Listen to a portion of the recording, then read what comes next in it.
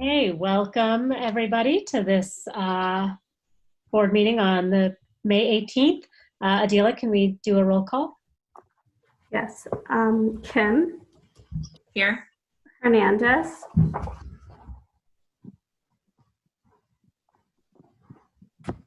Here. Great. Lindsay Ryan. Here. Mendoza. Here. Tanya Booty. Here. Hilpern. Here. Cartha. Here. Okay. Sula, you've got the first, the approval of the meeting agenda. If you want to take that motion.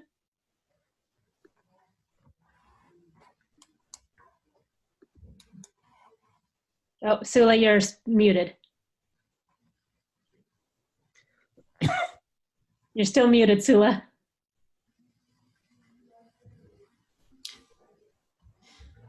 Sorry, I was using the space bar thinking that it would, I thought it was supposed to temporarily unmute me. I move to approve the meeting agenda from, I don't have the thing in front of me, the script. I was going to pull it up. From, what was the date? You know what? I'll just go ahead and All right. I move that the Board of Education adopt tonight's meeting agenda as presented. So moved. Great. Kim. Yes. Hernandez. Yes. Lindsay Ryan. Yes. Mendoza. Yes. Tanya Booty. Yes. Hilpern. Yes. And Cartha. Yes. And then we'll go on to district updates. Phil, did you have anything to share? Yes, we had one thing that we wanted to bring to the board's attention. As you know, we're in the midst of remote learning, and every day we're continually improving that, and we still have some professional development that we're doing with our staff. We have received quite a bit of informal feedback from our parents, and we're taking that very seriously and are making improvements in that. The second area we're looking at is for our summer programs, which at this point will be remote learning.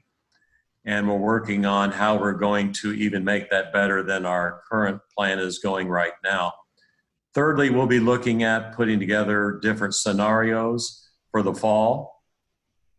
One of those scenarios will be to look at continuing remote learning, if that's the way the approach may be. A second one could be some type of a modified returning to school.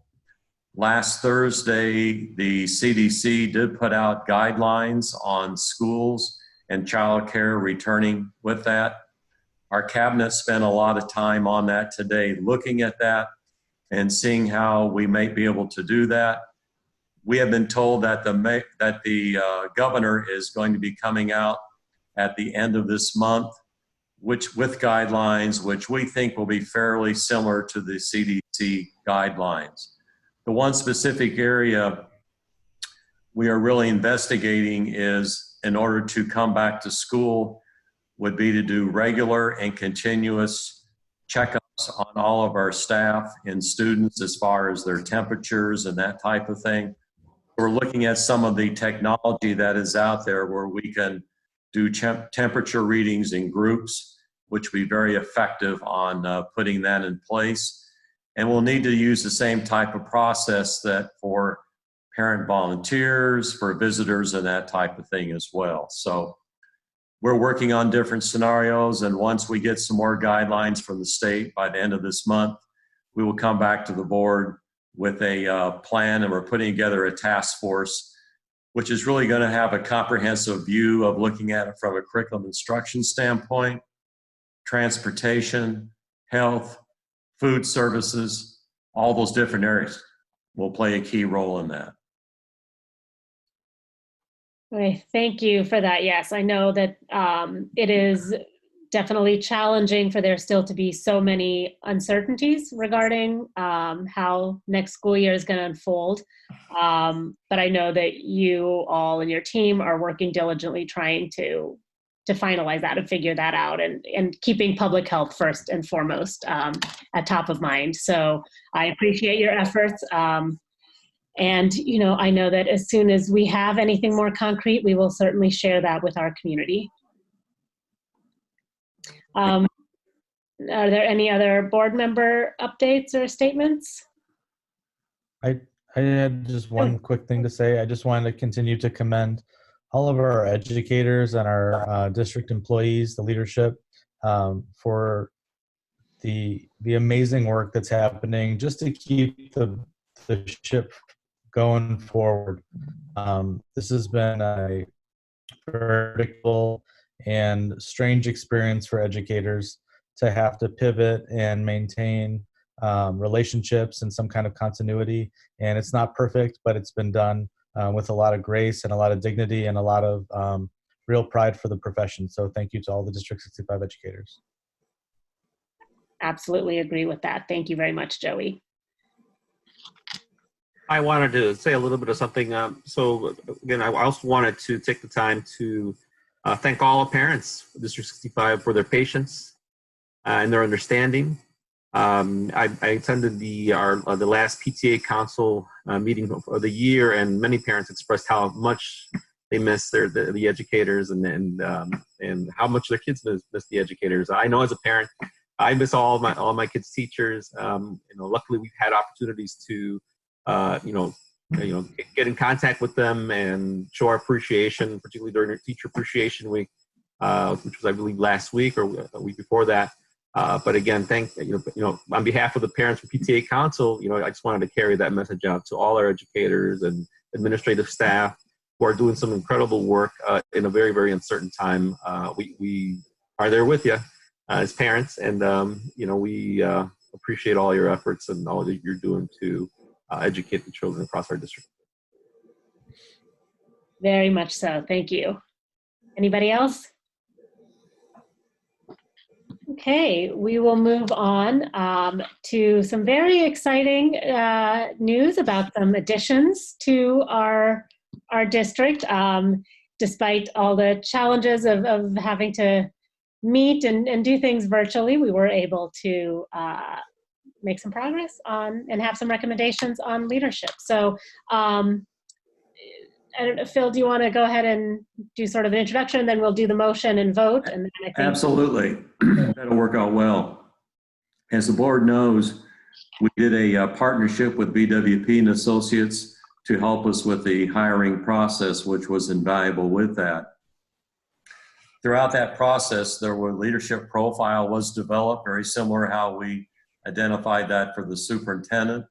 That involved a lot of involvement and engagement of our staff, our parents, and our students. So we had focus groups for each one of those groups individually, and then came up with a leadership profile, which was then used by the search firm. After that, the search firm then gave us candidates at the cabinet level. We looked at those, screened those down even further with the leadership profile kept in mind, and then moved forward with the interviews and checking references. We're very excited that we would like to recommend Dr. Amber Henderson. Dr. Henderson has been employed in the Chicago public school system for 15 years. She closely meets the leadership profile in that she has a very unique experience. She's been an assistant principal at a K-8 school in the Chicago public schools, and then is currently an assistant principal at Roberto Clemente High School.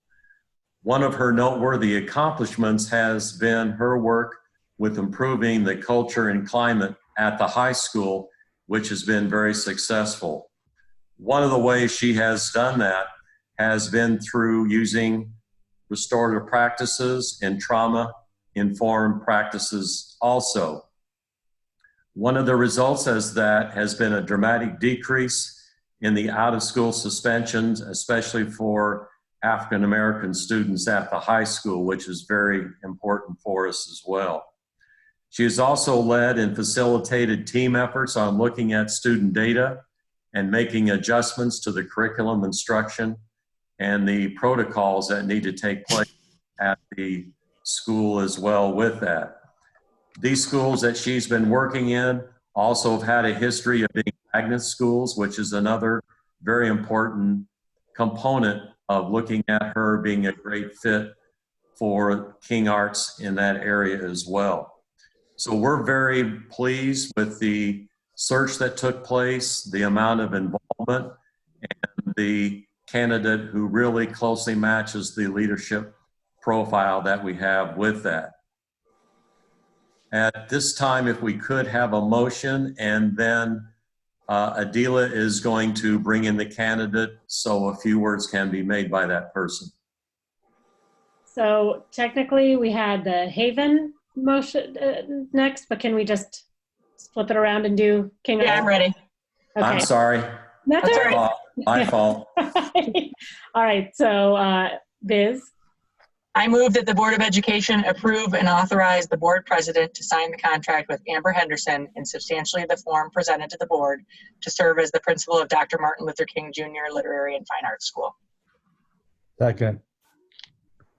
Great. Kim, Yes. Hernandez, Yes. Lindsay Ryan, Yes. Mendoza, Yes. Tanya Booty, Yes. Hilpern, Yes. Cartha. Yes.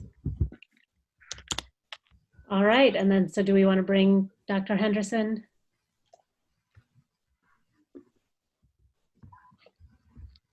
Hi there. All right. Welcome. Dr. Henderson. Welcome, Dr. Henderson. I'm sorry we have to be meeting virtually like this, but we are definitely excited that you're here and that you will be joining the District 65 team. Thank you so much. I appreciate the warm welcomes, and I'm really excited to serve as the next principal. And I understand that these are unprecedented times, but I am just really sure that with clear communication, collaboration, we'll be fine together. And so thank you so much. I appreciate this. Well, Thank thank you. you very much. Thank you and We're excited. welcome. We're excited for you. We're excited for the King Arts community. Yeah, great. Well, thank you so much for joining us this evening. Indeed. Thank you. Thank you, Dr. Henderson. All right. Very exciting. Now I can do. Now, Okay. Sorry about that. no worries. The next candidate we have, as you know, we've used the same process for that. Excuse me. We're looking at what best meet those leadership profile as well with it. The candidate that we're recommending to you tonight is Mr. Christopher Ladding. He likes to be called Chris. He's been a 15-year employee of the Joliet Public Schools, which you know has a rather diverse school population as well. He has served as principal in 2 elementary schools in Joliet.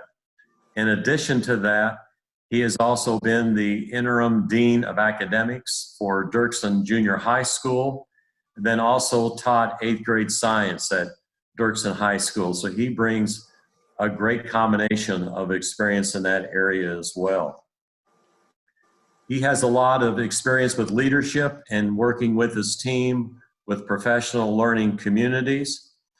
He also has provided a real vision and focus for the 2 schools that he's been principal in to really move them forward in school improvement as well. Finally, we were so impressed with him too of how he's very much connected with working with a combination of faculty, students, and parents for a unified front to make sure that we have an environment that is very conducive to learning and also to the social, emotional needs of all of our students with that as well.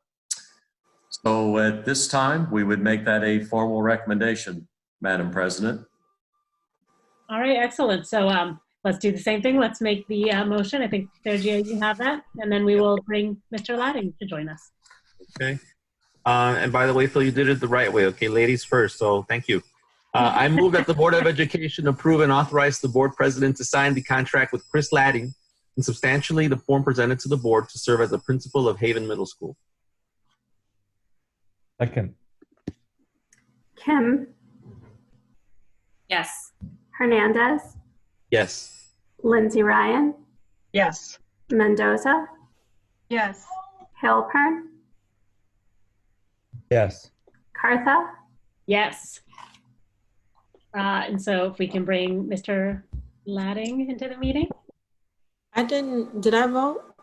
oh, Tanya Booty, sorry. Yes. Thank you, thank you. Thank you. I'm sorry. Approved 7-0. Okay, excellent.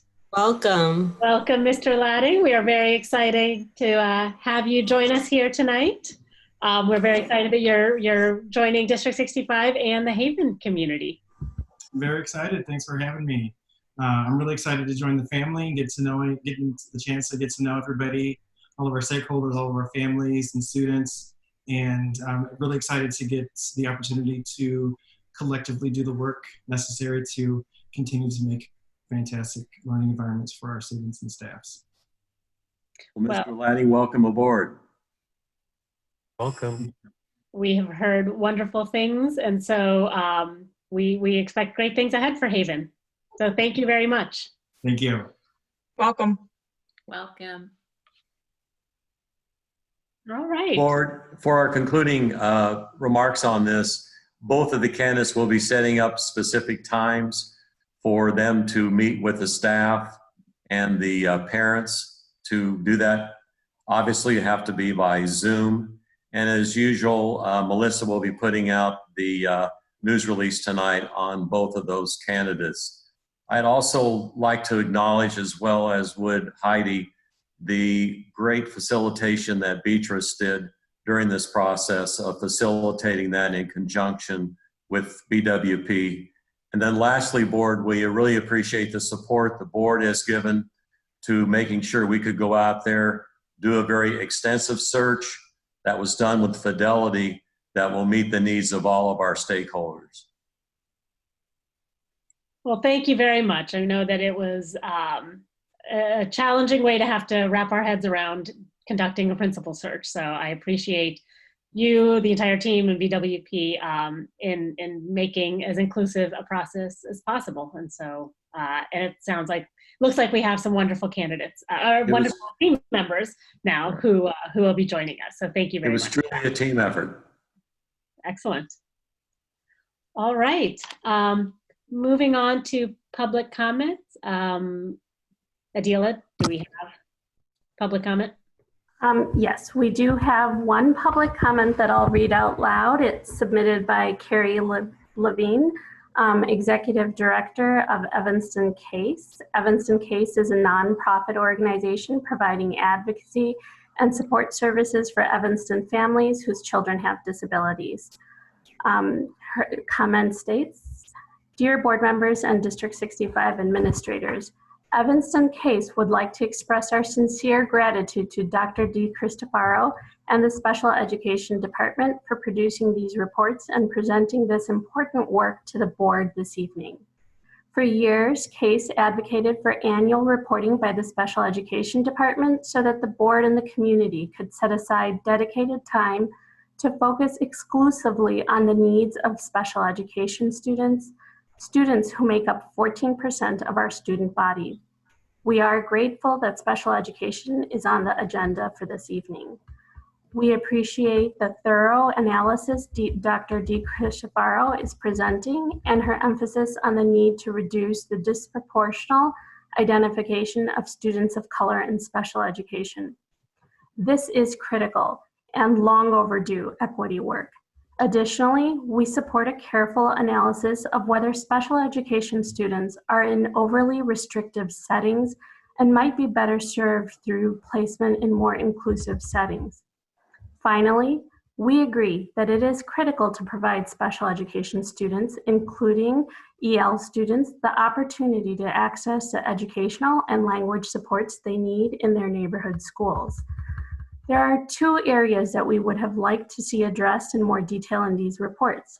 First, we would have liked to see reference to baseline information beyond MAP scores about the academic performance and well-being of students in special education in the district. parents and guardians are looking to understand how their students are faring, as well as goals and benchmarks for improvement. As the board has examined the achievement data for students with IEPs over the years, we have all been concerned by the predictability of poor academic outcomes for these students. Providing families with this kind of information about students in special education is especially important, since the new format of the Achievement and Accountability Report excluded much of the detailed information that had historically been reported, and that had informed parents and guardians about the performance of students in special education relative to students without IEPs. There is an attachment that will be forwarded to the board. The second area of concern is that the reports do not present a plan to improve the special education system so much as a focus on moving students away from it. The research highlighted in the presentation posits that special education status in and of itself leads to poor academic outcomes. While this perspective is cited as credible, we should wholeheartedly reject that conclusion and endeavor to erase that prediction for Evanston students.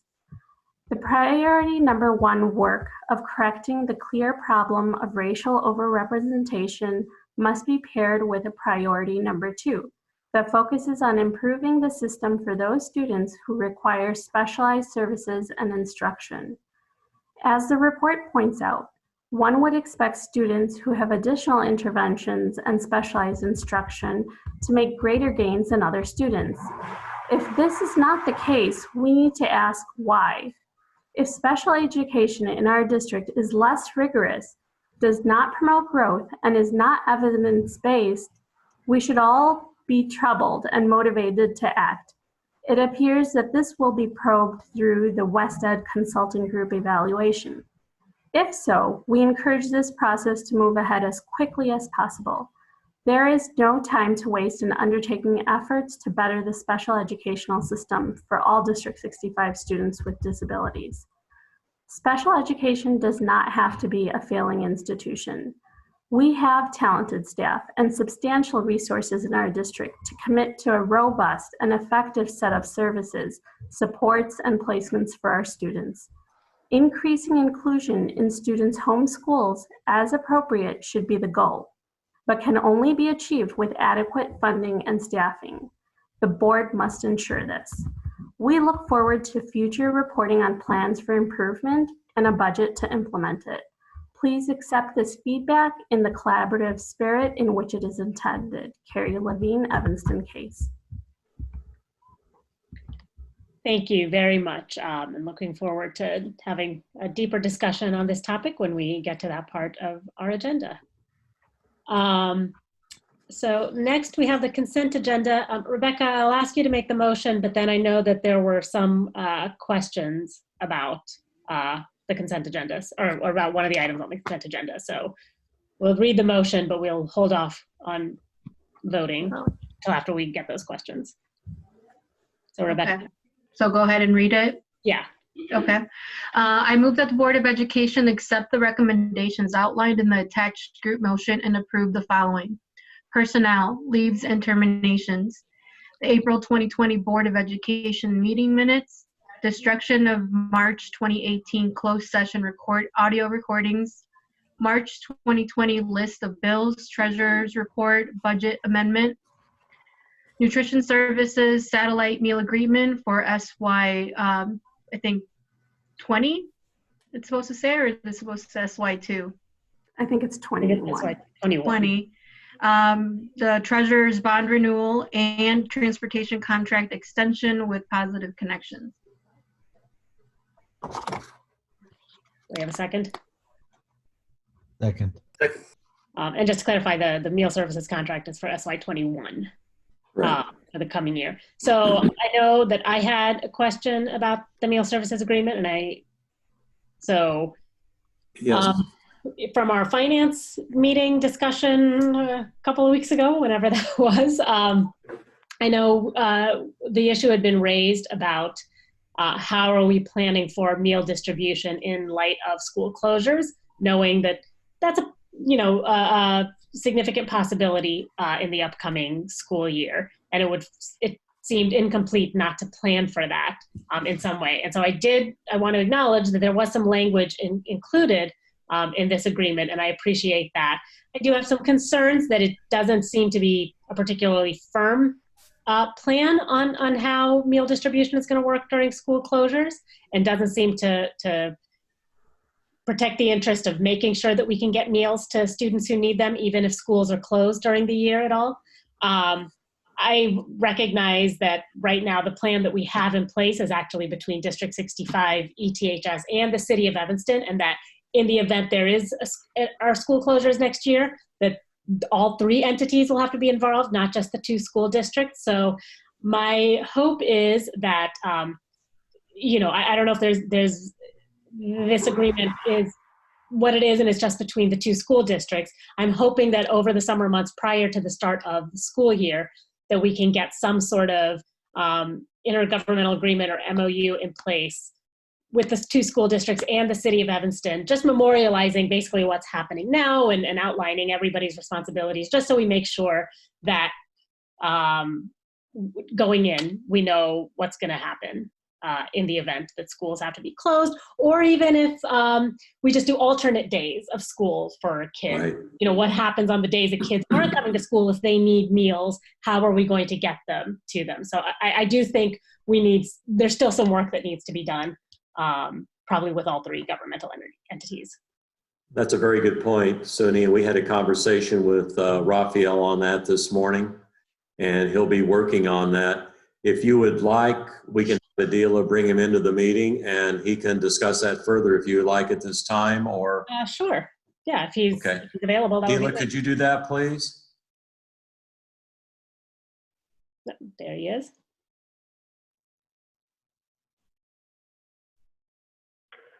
Hi, everyone. Greetings, Raphael. So I heard the question, the conversation. We looked at the agreement, and we looked at it in view of the issues that were raised by the board during the last Finance Committee meeting. And I think what we came away with is in the interest of ETHS 202 to continue to provide food for D65 the way they've always done. Because the thinking is they will have their students on campus too. So there will be no reason for them not to continue to provide the food. It benefits them because it provides them scale and the ability to reduce the cost of per meal.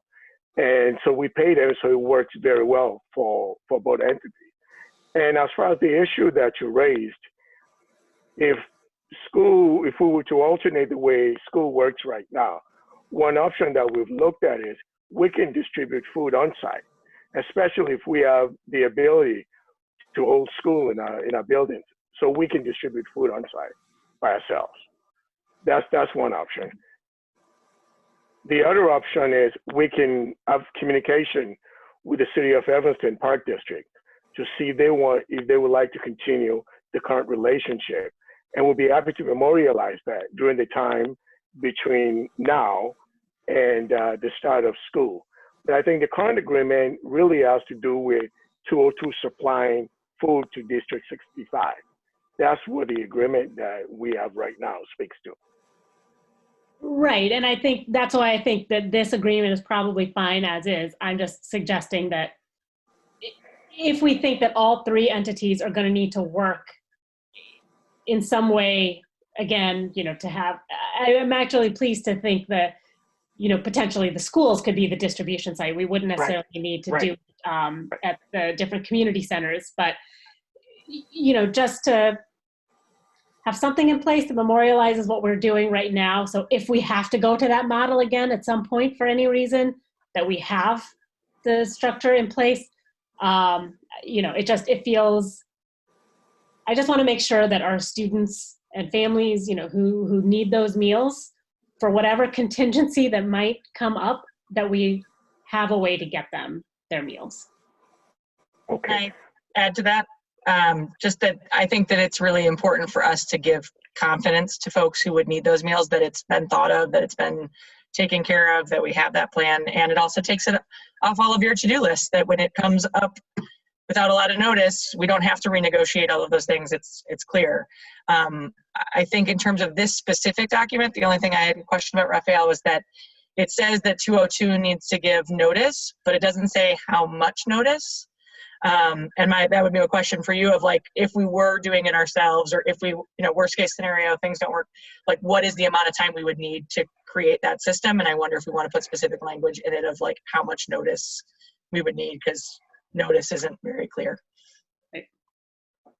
We can, what we talked about is 6 months notice, but just to be honest, I don't think there's a benefit to 202 saying they want to walk away from the agreement.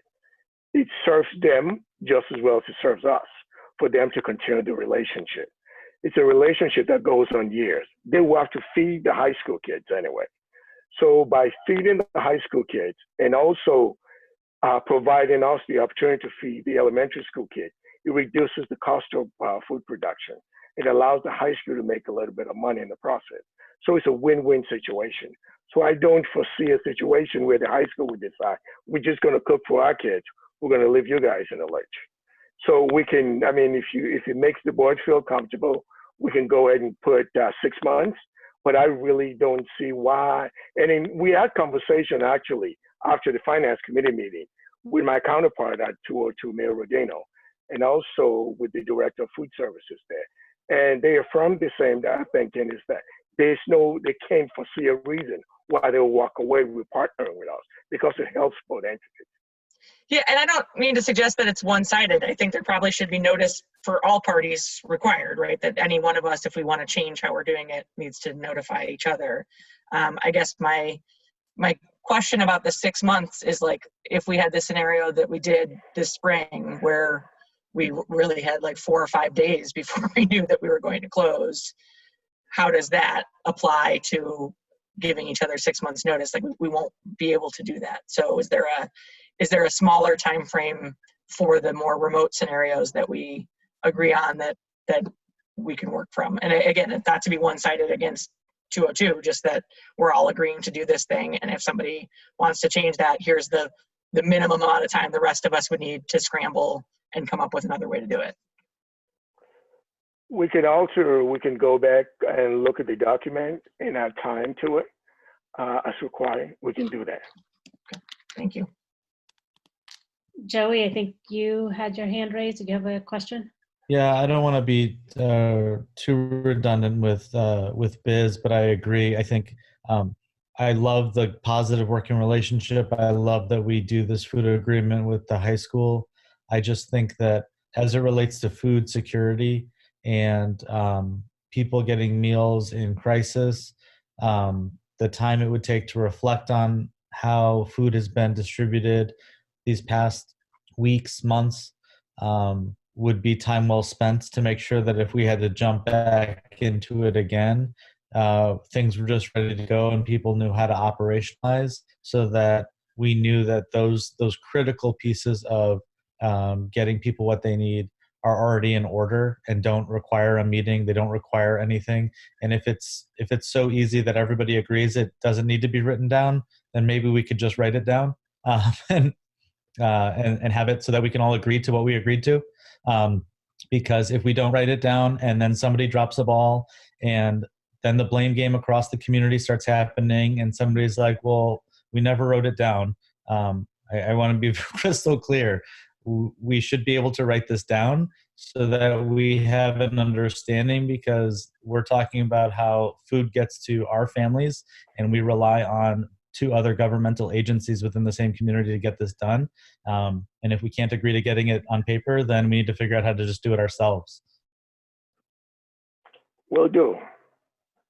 And I think I would just add to that, like, what if we did have to do it ourselves, right? So, just unforeseen scenario, something happens and a food handler at ETHS, comes down with the virus, like, those sort of things take time to like clean out a space and have to like get food preparation up and ready. Like we won't know unless we actually have to encounter that. And of course that's, completely hypothetical, but what is, the backup should ETHS ever not be able to to provide food or need to, you know, as a sort of an emergency, shut down their facilities. I think, you know, we never want to think of like what could go wrong, but I think given the nature of where we are today, it just would be helpful to consider some of those what ifs and plan appropriately for those types of hypothetical situations. And I think too, in the event, I just want to. I was going to just add too that, you know, in the event that, you know, if ETHS doesn't have enough staff and we can provide staff, like I think those are things too that can be memorialized, that, you know, how we are going to work jointly to provide this service. I just want to point out, the point is well taken, that we have the ability to be able to do it. The middle schools, we prepare food in-house for our middle school. And that's because the middle schools have kitchen in our facility. The reason why we have the relationship for the elementary school with ETHS is that we don't have kitchens in those elementary schools. So if it comes down to it, we need to prepare food on site. We have the 3 sites, and we have the staff, we have the resources of those 3 middle schools to be able to do that in a pinch. I think in this particular case, we decided to use ETHS because we just want to streamline things and make it happen very quickly. But we do have the ability to provide the services. We have 3 kitchen, we have staff, we have kitchen manager who have the ability and do it before we close to make food for those population. And so we have the staff in the other elementary school that we can bring aboard and scale up if we need to. So it's not that we use ETHS for all of our food preparation. We actually use them just for elementary school. And if we had more time, or if we wanted to really, we just decide to cooperate and make things seamless, we could have hosted those food distribution on our own. So, I mean, I guess maybe then, I think what I'm hearing from the board is that we would just like the comfort of knowing that there is a plan in place and what that plan is for various contingencies. And again, I think, you know, speaking personally throughout these last couple of months, I think there's been some misinformation about how food is being distributed and who's responsible, and that maybe District 65 wasn't paying for food. And, you know, so there's just been a lot of uncertainty in the community. And I think having something written down, whether it's in the form of an intergovernmental agreement or MOU, or even just our own document that we say, this is what's going to happen in these different events, so that we as a board understand it and the community can understand that this is what's going to happen if we have these various scenarios that we can, the ones that we can anticipate at least. I mean, I hope that at this point we can sort of anticipate what all the different scenarios are, but who knows? I think I would be more comfortable with that. And it sounds, from what I'm hearing from other board members' comments, is that there's just something in writing that we can see, that our community can see, of how things are going to work in different scenarios. It's also for us to highlight strengths within the community. So we're an educational institution, and that's what we're charged with doing, and that's where our focus is. And when it comes to educating our youth, that's where people rely on our institution. When it comes to churning out meals to thousands of community members, you know, when I went out to observe at Mason Park food distribution that one day, you know, I met people from the city that knew what they were doing. They knew how to operationalize and do things that aren't a part of the school function typically. And I think it's a great way for us to celebrate the partnership, get to know one another, and kind of define what reciprocity looks like, right? And no better time than when we have to. But if we're at a point where we can think and process a better way, or clear-headedly write down these plans, it's great. You know, nobody likes to draw up a fire escape plan in the middle of the fire, right? So I'm just to recap to make sure that I'm getting the directive that the board is giving, is that we need to revise the contract to ensure that we get adequate lead time if ETHS decide to move away from providing food to District 65. That's the one thing. And the other thing is to memorialize the current relationship between ETHS preparing food, D65 distributing food, transporting food, and then the City of Evanston Park District doing the hosting the food distribution side. So I am going to posit that the amending the contract to put in the notification time might not be necessary because it does, like Raphael had noted, and I'm looking for it right now, but I know in somewhere it says that the agreement may be canceled by either party without prejudice on 6-month advance written notice. So I do think the notice requirement is already built in and it's frankly pretty substantial. And so it really doesn't give ETHS or District 65, frankly, a lot of flexibility to cancel this. So I'm not sure. That's a slightly less of a concern to me because I think that notice is built in, but I'm okay with if we think that it was absolutely necessary to put in something different in that, we can do that. Should there be an exception added to that? Like in the case of the situation that we had this spring where we, as Biz mentioned, we didn't have 6 months? But I'm not sure, does that benefit us? Do we want to give less of a notice time? So what we're saying is that another incident of remote learning happens in November of next year. If they didn't tell us by whatever 6 months back, I can't figure that out right now, it was, then they have to continue to do what we are doing with the remote situation. They'll still have to continue to provide us meals, yes. Right, Raphael? I mean, is that yes? Understand? Yes, that's the provision of the contract that currently stands. Yes. I don't think there's anything wrong with a safeguard that tells us where this is going to be coming from. I realize that when you start to write things down like this, it starts to beg questions in the relationship of trust. This isn't about trust for me. This is about safeguarding the mechanism for meals to families, and to know that if nobody's told us 6 months out that 6 months from now they don't plan on providing meal service, then they have planned for at least 6 months of relationship and meal service. Should situations change, that's still a part of the agreement. I think it doesn't address necessarily what Rebecca was saying, was that, like, you know, if in the event that there's a breakout of a disease among the food preparers at the high school, right? Like, I do think that there might need to be language of like, but if we're in this situation, here's how we operate. I think having, in addition to having the agreement, I think having some contingencies spelled out would be useful for us to know, like, okay, in the event that this happens, then here's how we're going to use the middle schools. In the event that this happens, here's how we do X, Y, and Z. Oh, I 100% agree that we still, even if we approve this agreement as is, that we still need this other document.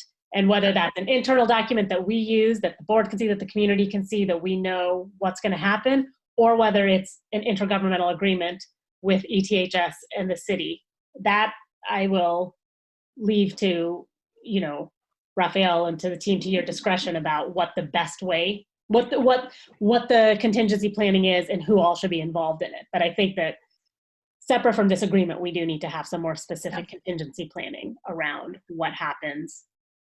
School closures, if it's alternate days, if it's whatever the case may be. So just to clarify, and I think the suggestion of it being internal, I think it works better because it gives us more locus of control over our own destiny, if you will. We can come up with an internal plan that says in the event that we can't get food from ETHS for whatever reason, or we can't have the relationship with the city for food distribution, the process that we'll use to host that and make sure that the food get to our family, we can develop that internally. Then I will be happy to share that with the board. Okay. All right, excellent. Thank you. Thank you very much. Thank you, Raphael. Okay, so then with that, so we are going to then be, as part of the consent agenda, approving the meal plan, the meal agreement with ETHS as is. And we will look forward to receiving this other document later. Okay, so with that, I think we can do the vote on the consent agenda. Kim, Yes. Hernandez, Yes. Lindsay Ryan, Yes. Mendoza, Yes. Tanya Vudi, Yes. Halpern, Yes. and Kartha. Yes. And then Anya, you have the next motion on Headstart Grant COLA and Quality Improvement application. Yes, I'm just pulling it up. I move that the Board of Education approve the Head Start Grant Cost of Living Adjustment and Quality Improvement supplemental applications. Good. I don't know. Oh, I think, is that Katrina who is, I can actually speak to it. Katrina and I work together on this particular. oh, okay. She's Yeah, and actually, as it stands right now, I manage Head Start, so yeah, I can speak to that. Okay. Although Katrina, is that you who just joined us? Yes, for some reason, I'm clicking start video, but it's not starting. oh, okay. Well, we can hear you. We can hear How you. are you? Well, thank you for joining us. So I don't know, either one of you then, if you want to give us Katrina, background. you hear? Have a go at it, Katrina. Pardon me? Katrina, they want you to speak to the approval of Head Start. Okay, so we have COLA, which is the cost of living adjustment. We have received a cost of living adjustment for 4 of the 5 years for our first 5-year project period. And the dollars will go to offset both personnel costs and the fringe benefits for the upcoming school year. The other thing that's up for approval is quality improvement dollars. That is a new funding opportunity, and that we've never had a chance to apply for quality improvement dollars. It allows you to use those dollars to help offset or use it towards compensation. So we decided to apply for those dollars to help offset some of the district costs related to, again, personnel and fringe for those 2 items. All right, well, excellent. Well, it's wonderful that we have that additional funding opportunity available to us. Are there any questions from board members? Okay, well, thank you, Katrina, for providing this, the application and that information. We can go ahead and take the vote on that. Oh, you're welcome. Sure. Kim, Yes. Hernandez, Yes. Lindsay Ryan, Yes. Mendoza, Yes. Tanya Vudi, Yes. Halpern, Yes. Kartha. Yes. And then next, Joey, if you can make the motion on the instructional supply fees, and then we'll have some discussion on that. Yeah, I move that the Board of Education approve the proposed instructional supply fees for fiscal year 21. There a second? Okay, Raphael, do you want to give an overview, and then we'll have some questions? Yes, this request actually came about because currently PTAs in different schools in our district, they are responsible for acquiring supplies and working to make sure the students buy supplies. So it varies what is done from building to building. And in some cases, we have students who have the ability to be able to buy a robust supply package, being able to provide those in their classroom. And then we have students who just do not have the ability to afford the same thing sitting side by side. And so what we're trying to do is trying to make sure the playing field is level, if you will, whereby we allow teachers to have access to the supplies they need to be effective with the instruction that goes on in the classroom, without students feeling like some students showing off who have the ability to be able to pay, and students who do not have the ability to pay for whatever reason, sitting there and feeling invincible. So what we came up with in consultation from the PTA equity group is to come up with a process whereby the district can levy a small fee that we hope will be lower than what is being paid right now by parents, and then give the teachers the ability to be able to then have the funds loaded onto an account. And then the teacher will have, currently what happens is all these supplies come in at the same time. So everyone has the same kind of supplies anyway, regardless of what is needed or required that year. One year you may have an abundance of scissors in kindergarten that we may still have scissors left over from prior year.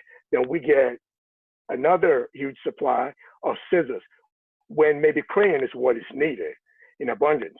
So with this year, what it does, we came up with a system that allows teachers to have from July 1st of the fiscal year till June 30 to actually order whatever they need that's needed, and they can order it, and the next day will be delivered to the teachers. So it allows the teacher to be more, the educators to be more in control of what they need and to be more intentional about the supplies that they need to provide instruction. Thank you. And just, to be clear too, that, this is the bulk school supply system has been used at, I think, a majority of the schools right now being run by the PTAs. So parents are paying a fee to their PTAs to then organize and have to find the volunteers and coordinate the whole thing. This just takes that fee that's being paid to the PTA and makes it a fee to the district for school supplies. And because of the district's ability, it just creates a more equitable system across the district as opposed to trying to do it school by school. And hopefully across the district provides greater equity for teachers too, so that teachers aren't needing to go into their own pockets to provide whatever missing supplies they might need for their classrooms. So I think this isn't something that parents have been asking for a while, to have that centralized at the district level. So I really appreciate, and I know it's been challenging with everything else that's been going on, to still try to make plans for that for next year. But I really appreciate that you prioritize this and that it is something that's happening. And I know that parents across the district, just talking to PTAs and PTA council, they are very excited that this is happening finally. So thank you for your efforts. Thank you. And in the process, I want to point out that we engage with building principal, the building administrators to get their input. We engage with the PTA, as Sunny said earlier. We also had engagement with DEC, our educators, who are involved in buying the materials that will be needed. And so we try to make sure that everyone's voice who had a stake in what is being done get heard. And some of the suggestions they gave us, I'll be frank with you, we haven't thought about, because we didn't have the role that they have in the process. So it allowed what we put forward to the board to be better baked than if we hadn't engaged with them. So that's been helpful. So in talking to folks, for example, right now, even with what is but, we have non-classroom educators who currently don't have access to supplies. From what we found out, they have to scrounge for supplies. What this plan asks for is 10% of each of the classrooms allocation will be set aside for the special teachers, the non-classroom teachers. And then the dean would decide how the allocation will be made. So it allows everyone to pretty much have a voice in the process. And so those specials will have an opportunity to have supplies that they will use in the service of children. I think that's fantastic too. So thank you for engaging all those stakeholders. Are there questions or comments? And what I will also point out is this is just this is the baseline. We don't have all the answers. We've never done this before. So we felt like we have to start from a baseline. It's open to improvement. And the baseline that we came up with based on conversation we've had with different people is to start with $35 per educator. And then we'll see what happened this year. If it happens that we don't need as much money for the first year as what we anticipated, then what we'll do, those fees will actually go down. So whatever's left will always be directed to supplies, bulk supplies. It will never be used to fund anything else. It will be solely for supplies. All right. Are there questions, comments? Just one comment from me. I love this idea, everything about it. From an equity lens, it kills me when some kids get to go shopping and pick out the sparkly pencils or the special this or that and bring it to school, while other kids are, bringing in what they can find, best that they can, and to give everybody an opportunity to work with the same materials, and the dignity and pride that comes with knowing that you're going to be equipped when you get to school with all the tools that you need to be successful at school is a very important message that we're sending to the community. And I thank you for the efforts that you did to get this off the ground, and to all the partners that played a role in getting this to happen. Thank you. Thank you. Anything else? All right, great. Well, thank you again. I think this is going to be something that is really beneficial to our students and our families and our teachers. So I'm really thrilled that it's going through. We will work with PTAs and PTA council to make sure that parents are aware that this will show up as a new fee on the school fee bill that they get later in the year. But this is replacing the fee that the PTA would be asking for them. So we'll work with PTA and PTA councils to make sure that messaging gets across, so people don't think that they're being double billed for something. So Adila, can we get the vote on that? Yes. Kim? Yes. Hernandez? Yes. Lindsay Ryan? Yes. Mendoza? Yes. Tanya Booty? Yes. Halpern? Yes. Cartha? Yes. So those are our action items. Now we will move on to a couple of really important discussion items. I know that we have been trying to keep these meetings as lean as possible, but these two items felt very, very important that we needed to discuss and not put off to waiting until we could meet in person. So I see that Romy has joined us, so thank you for that. Phil or Heidi, if you want to do any sort of introduction before we turn it over. I'll just do a very brief intro. As you recall, we had this previously scheduled for the March board meeting. And as Suni said, we were trying to hold off on except those really key issues. The time is though very important that we provide this report to the board and to the public, because this report is far reaching. And there'll be additional action that we'll be taking in the fall, both in the short term and then also in the long term as well. We're very excited about having Romy here tonight and doing outstanding work on providing to us information. That information is thought-provoking. It also has action that needs to be taken on it as well. So Romy, welcome, and take it away. Thank you. Can everyone hear me okay? Yes, thank Yes. you. All right. Well, thank you for having me. I think before I begin the presentation, I just wanted to take a moment to acknowledge, since I have this forum to just directly communicate to our students with disabilities and their families, just recognizing that the circumstances that we're currently in are creating a unique hardship. And we're here for you, and we're thinking about you. And I want to thank our educators, our special educators, and our para-educators for the outstanding work that they are doing, going above and beyond to creatively support our students. So before we go into that, I just needed to take a moment to say that. And I'll just say one more thing. Somebody asked me the other day how our students with disabilities and their families are doing, and I recognize it's hard, but what I also believe is that our students with disabilities are also our most resilient, and so are their families. So I know we're going to get through this, and we're here for you, and we can do this together. So I just wanted to say that before I go into the presentation. Adila, I am able to share my screen. Is that right? Okay. So.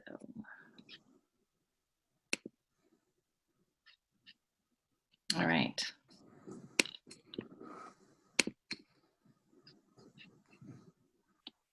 Okay, I also want to make sure everybody can still hear me and see my screen. Yep, okay, great. So into the purpose of this presentation, I want to recognize and acknowledge also the comments that Case and Carrie Levin shared. And I also want to thank the board for this opportunity to discuss special education at our board meeting. As a first year special ed director in District 65, I have felt nothing but support and commitment to supporting our students with special needs. So I just want to thank you all for giving me this time. So the purpose tonight is really to give you information about special education in District 65, but also highlight and share some important concerns about the overrepresentation of our Black and Latinx students in special education, and really how we're failing them in our system. And with that, because I don't want to just share bad news, I want to talk about the opportunities for collaboration, some next steps, and recommendations. I will, throughout this presentation, also try to address some of the concerns and comments that came in the public comments from Case. I want to make sure to highlight that this was a group effort and a lot of people contributed to this conversation and work. So I want to thank our DEC Joint Inclusion Committee, the educators and administrators who served on that, and then also our Special Ed Standing Committee. They've all put a lot of work into this, and I think through our work and conversations this year, we have a really good starting point and conversation for where we need to focus moving forward. So thank you, team.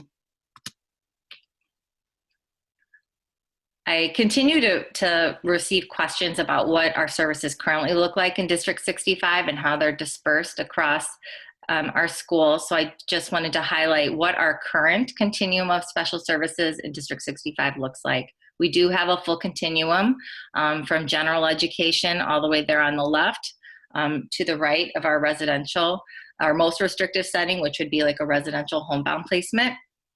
All of our schools are, with the exception of Rice and Park, offer inclusion opportunities. And actually, Park and Rice do have inclusion opportunities as well, but they're a separate school, and we'll get into that. We have resource support in all of our elementary schools, and then we move into our self-contained programs, where currently we have some specialized programming at Lincoln, which houses our communication development classroom, and that funnels up into Nichols, and that program services students primarily with autism who benefit from a structured teaching program. Then we have our options program that's at King Arts, and that's primarily for students with low incidence disabilities. And then we have some self-contained programs for students who need some additional support and specialized instruction, and those are housed at JEH, Dawes, Orrington, Dewey, Oakton, Lincolnwood, and all of our middle schools. And then we're also fortunate to have Park and Rice in the district as service support options for our students. And then we have some students who are placed in a therapeutic day school. Some limitations to our current continuum that we'll highlight tonight. Just the fact that students who might be attending a cross-cap program, for example, at Dewey or Oakton, that support isn't available throughout their elementary school year. So if you're a Dewey second grader and you're in the self-contained classroom, then you would be, the way we've been operating is you would be needing to go to another school in third grade. Same thing with Oakton and Lincolnwood, where it's not offered K-5. So that's one limitation. Another limitation is not having emergent bilingual or EL services at all of our schools and bilingual special education. So there are some cases where parents are making choices between keeping my child in their home school or sending them to a different school so they can get the special support that they need, and they're waiving their EL services. So those are situations that we don't want to put our families in.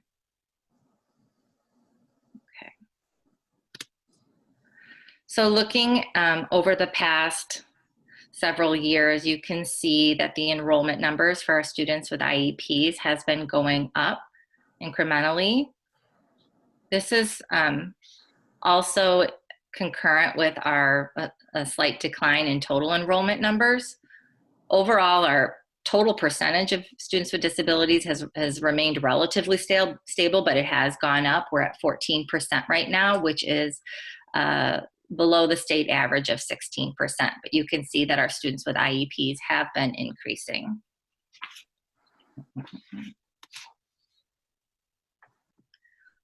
So I shared some of the limitations of our current model and the fact that many of our students with IEPs are not able to attend their home school. So this is a breakdown of what that looks like and how those students are actually broken up.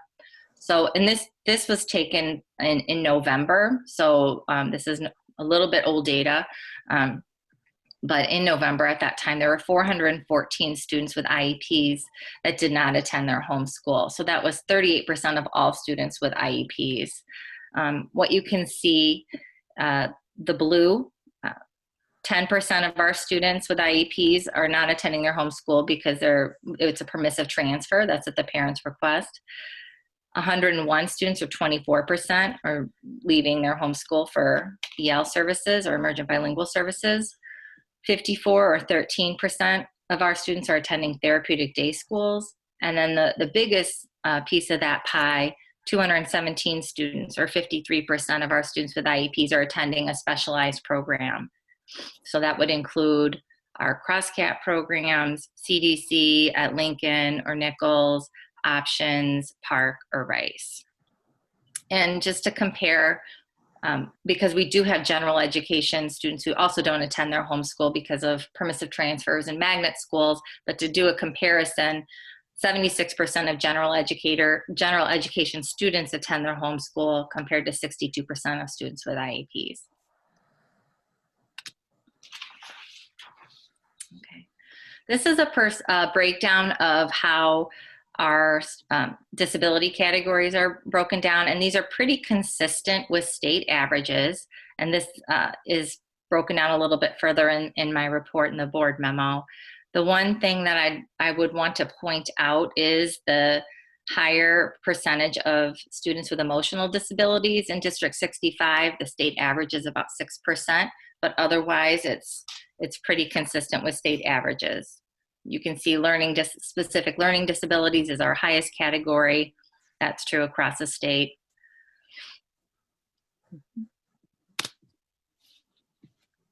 So now when we break down our percentages of students by disability and race, I'll give you a minute to just digest this information.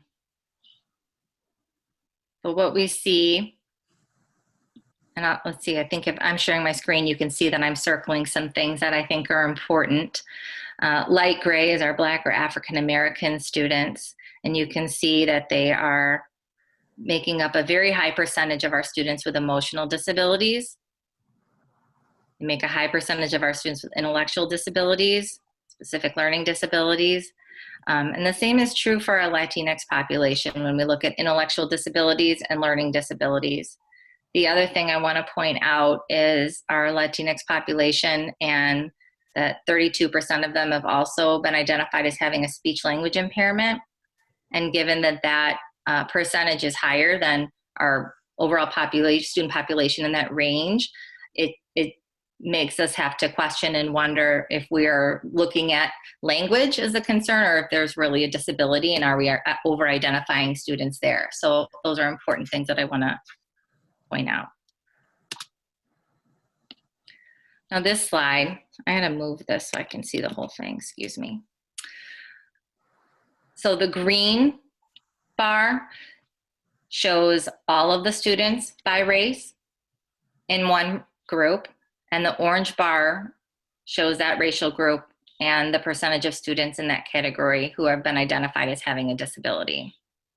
So what I want to point out here is if we look at our white students, where 42.5% of, that makes up 42.5% of our total population, and white students make up 26.7% of our students with disabilities.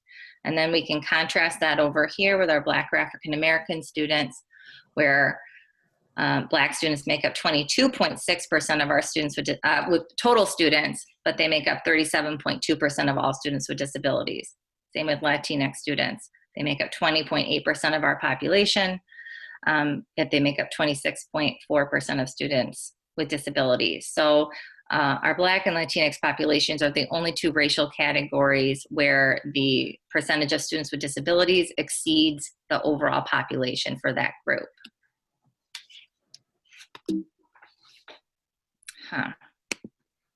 There. This is looking at it in a different way. Each racial group, you can see the yellow stands for students without disabilities, and orange stands for students with disabilities. And here I would just like to, again, kind of contrast and look at the discrepancy between our white and our Black or African-American students. So we can see that with our white students, 93.3% of our white students are in gen ed. They're not identified as having a disability. 6.7% of our white students have been identified as having a disability. When we look over here, we see that 17.6% of all Black or African-American students are identified as having a disability, and 13.6% of all Latinx students are identified as having a disability. So it's a pretty stark difference, and I just want to point out, I'm saying have been identified, because when you have issues of disproportionality, and we're going to look at that in a second, it's reasonable to conclude that we have some students who are identified as having a disability when they really don't have one. And I think that that's what we have in District 65 and why we're talking about this today. So going into this slide, this shows us the risk ratio, so which students by race are at risk of being over-identified for having a disability. And what you can see here, anything above the red line means you're at more risk. Anything, the green line is right there, and below that you're at risk of underrepresentation. So here it's clear, you can see that our Black students, our African-American students, are significantly more at risk for being over-identified for emotional disability, or actually they're above an intellectual disability, other health impairment, specific learning disability. And then same here when we look at our Latinx population for intellectual disability, specific learning disabilities, speech and language, and multiple disabilities.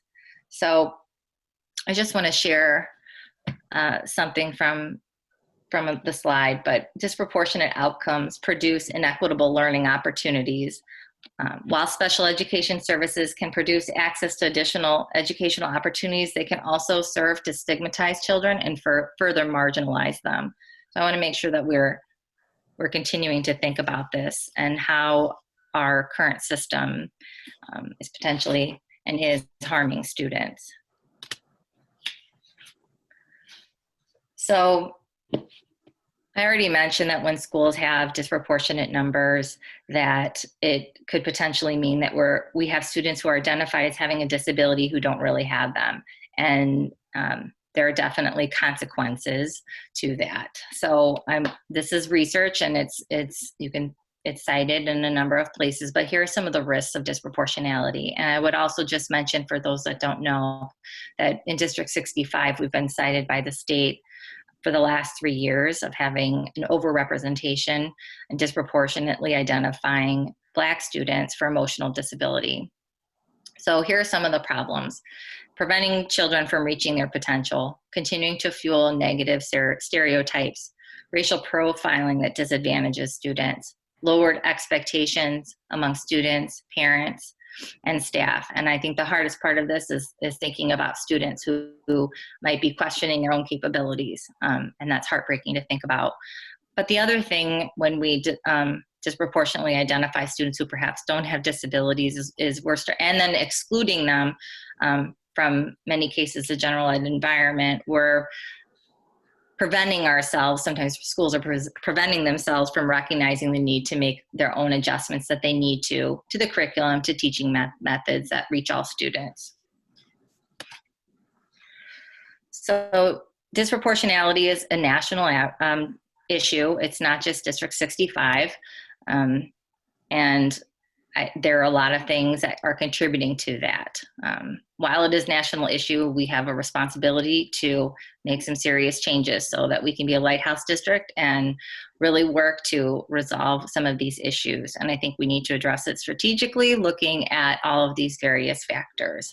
So addressing our discipline policies and practices, our interventions and referral process to remove subjectivity and increase the effectiveness of our interventions, looking at instruction and assessment, differential access to educational opportunity, creating stronger family and community partnerships, teacher expectations and misconceptions, cultural dissonance, and considering district socio-demographics. So I know we are doing a lot already to address some of these things, but these are some of the factors. There's not just one thing that contributes to this, but it all works together. So I'm going to switch gears here into looking at our educational environment and where our students with IEPs spend most of their time. So the good news is that 56.8% of our students do spend the majority of their time in the general ed setting. And that's even, and we'll look at the state averages in a minute, that's even higher than the state average. It is concerning, though, that we do have 10.5% of our students attending a completely separate school. And we'll talk about why that is. When we look at how we compare to the state and nation, oops, I don't know if you can see that. There we go.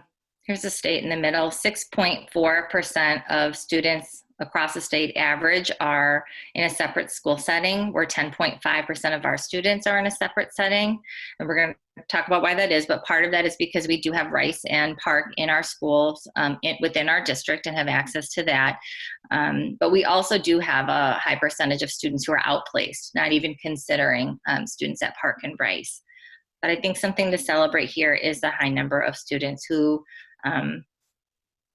are engaged and have access to general ed.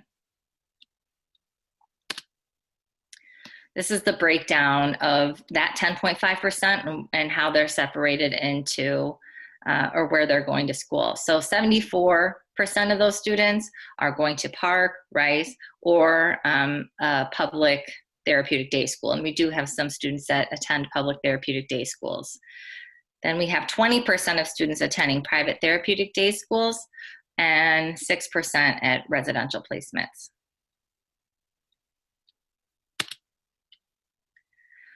So our, just catch up with my notes. So our priority number one in the district, and I won't read it, but is to increase access to Tier 1 instruction that's rigorous and will improve outcomes for Black and Latinx students. And I think that it is incredibly relevant and has implications for our students with disabilities. So I wanted to add this slide here and know that, that it is important, and we're to address the concerns that came from CASE. We will talk about some of the things that we're doing to improve instruction for students who receive instruction in a special ed setting, but I just wanted to make sure everybody knows that we are looking at this. So when we break down the percentage of students by disability category and educational setting, this is looking, you can see across the bottom here, the different disability categories, and then what percentage they are in the general ed setting. So the light gray means they're included in general ed 80% or more of the time. The dark gray means they're in a completely separate setting. So what you see here is that the two disability categories that are excluded the most are emotional disabilities, which we know there's an overrepresentation of our Black students in that category, multiple disabilities, and then intellectual disabilities and autism are right there behind. Now, when we break down the categories by race and educational setting, you can see green represents included 80% more of the time. Dark gray means they're in a completely separate setting. So what I see here is that our white students have the most access to Tier 1 general ed instruction. So when we go back and we pat ourselves on the back for our higher percentage of Tier 1 of students who are accessing gen ed, think we just have to point out that we're really talking about a higher percentage of white students who have that access. And then if you look down, you see that our Black students and then our Latinx population have the least access right now. And our Black students are most frequently in a completely separate setting.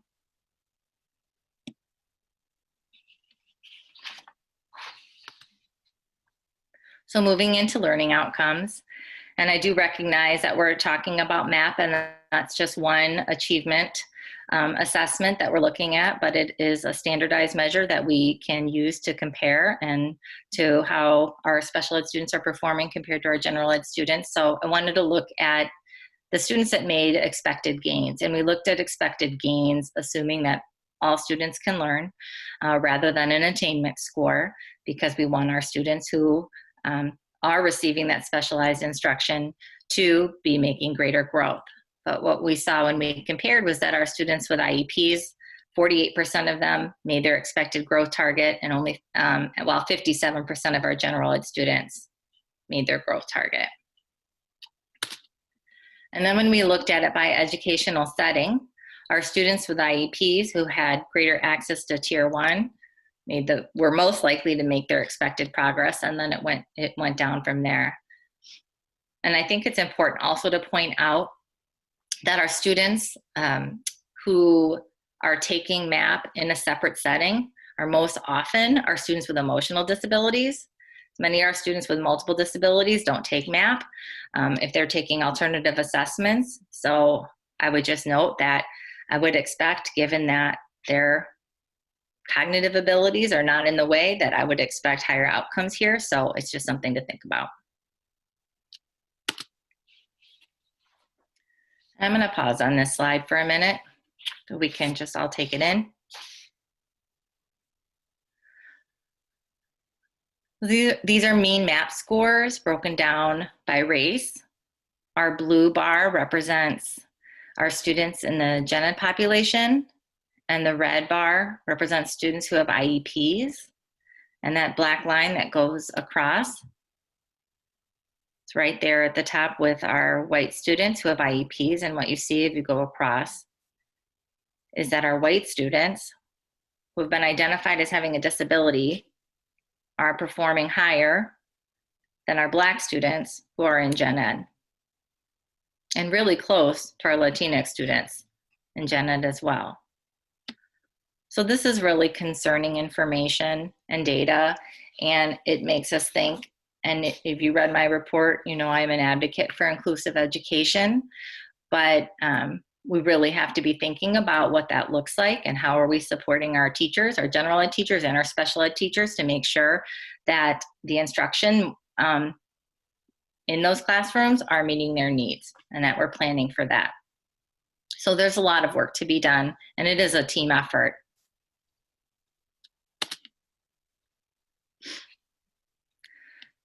So a lot of times what I see when students are struggling at school is they need more. They need more special ed. They need more pull-out. They need more this. And I just bring this research to the table because I want us to stop and think really carefully about what that means and when we do it.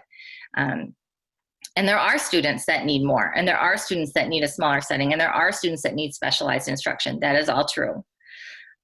And Case is right. We need to make sure that when they get that instruction in a pull-out setting, that it's rigorous and it's good instruction. And I believe in our educators, and I know they can do it, and I know they are doing it. But with that said, the research says, and this is just about special ed in general, it's not always as rigorous, particularly for our Black and brown students. Once a child is in special ed, there's little movement in terms of academic growth or moving into a less restrictive setting. And methods of instruction aren't always evidence-based, and sometimes based on day-to-day personnel staffing decisions. So we just have to think about it, and I bring this slide to our attention. We have amazing educators working with kids, but more isn't always better. So we do have, I know that was some concerning data, and I am worried that there will be that it might look even worse when we all return. So it's really important that we have a good plan moving into the future. So these are some of the steps that we're taking as a department, as a district, to support our students with special, with disabilities, and our general ed teachers as well. So first, we are doing a programmatic, organizational, and financial audit with West Ed. It has been delayed a little bit because of the school closure, but they did conduct focus groups with our educators, paraeducators, and administrators, and then the parent focus groups are happening later this month. That was put on pause, but those parents that registered should be hearing from West Ed very soon. As part of that, we are looking at creating a sustainable plan to make sure that we are supporting our students and our educators in schools. We partnered with Deborah McKnight from Pacific Education Group. She came for one SPEL training, that's Special Education and ELL Racial Equity Leadership Development. That was held with Cabinet, our District Equity Leadership Team, administrators, our multilingual department. I hope I'm not forgetting anybody. It was supposed to be a 2-day training. She came for the first day, and then schools closed. So we are going to have to delay her coming back until next year, where then she'll also do the equity walk with us so that we can use, and then additional trainings with all of our educators is a plan for moving forward. So I'm very excited about that partnership. These recommendations came from our 2 standing committees, and so we are going to expand programming at Dewey, Oakton, and Lincolnwood, so they have a full K-5 continuum and no students have to leave in the middle of their school year. We're going to increase the capacity for supporting our students at each of our home schools, and with that, there are additional staff members being hired to support those schools so that we can adjust to some of the changes we're proposing. We're working with all of our educators on developing a plan for a better co-teaching model that will include professional learning for our general ed teachers and our special educators. We just recently started working the past couple of weeks with Toby King, who's an inclusion expert, and a process called student-centered scheduling, with the hope of making sure that we're planning ways to promote inclusion and making sure our educators have collaborative planning time together, with the goal of increasing access to gen ed for all students with disabilities. And as part of that, and we're going to talk about it next in our priority memo, I just also want to highlight that we are looking at our special ed curriculum and making sure that it is rigorous and adjusting to the grade level standards. So that is something that we'll talk about next. Finally, our standing committee has drafted a reflection protocol tool that is a means to encourage reflection during the MTSS process and help educators consider implications for implicit bias, culturally relevant practices, and assessing the educational environment to make sure it's supportive for all learners. As we did finish that draft and then brought it to the District Equity Leadership Team, DELT, to use the RIA rubric and assess it. And we received some feedback from them, and that is still in the hands of our standing committee, ready to be picked up at the beginning of next year so we can implement it in our schools. So with all of that said, I just want to again highlight and thank all of our educators. We are in this together. Something that Deborah McKnight said when she came and did our SPEL training was, you can't fix the issues in special education. And it really is. It's a team effort, and we know we have to work side by side with our general educators to make sure we're meeting the needs of all our learners. So I just want to thank you again for this time, to our educators. We have a lot of work to do, but I'm really hopeful, and I think we have a good plan, and I know that we're going to make a difference. So thank you. Thank you so much, Romy, for the presentation and for conducting this analysis. I know that the board for some time has been asking for an analysis like this, and specifically looking at our special education information with a racial lens. It's difficult information to see, but I think incredibly important for us to see. And I think it's really important for our whole community. And I truly hope that our entire community really looks at this information. I think for parents, if your children don't have IEPs, it might be easy to think, oh, this doesn't apply to me. But I would argue this absolutely applies to every single one of us. This is not just about how children with IEPs are experiencing school, but it's really about how all of our children are experiencing school. And we know that when kids are observing, how kids are treated different racially, and they're also observing how kids are treated differently when they have disabilities. So this is really important for all of us to understand and be concerned about and be motivated to do something about. So I think this presentation is that first step that we need. We need to be able to name and acknowledge the problems so that we can then figure out what structures we need to change to create a more equitable environment. So thank you very much for putting this together. With that, I want to open it up to board members with any questions that you might have. Anya?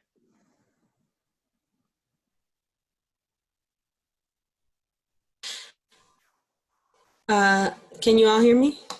Yes. Okay. So this was an incredibly difficult report to read and hear.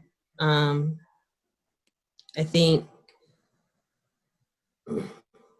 grappling with what we know is a history of hostility and neglect towards Black children and families is something that we've been doing for a few years now, but because we hadn't had the opportunity to see the data in this particular way before, it cuts and it hurts in a new way. I thank you for providing it and for helping us take an honest look as a district, but also as a community. One of the things that I think you laid out very clearly is the intersecting systems that lead to overrepresentation of Black and Brown children in need of special services, possibly for simply existing culturally or linguistically the way they deserve to exist and show up without judgment. And I appreciate you naming the systematic responsibility for that. I'm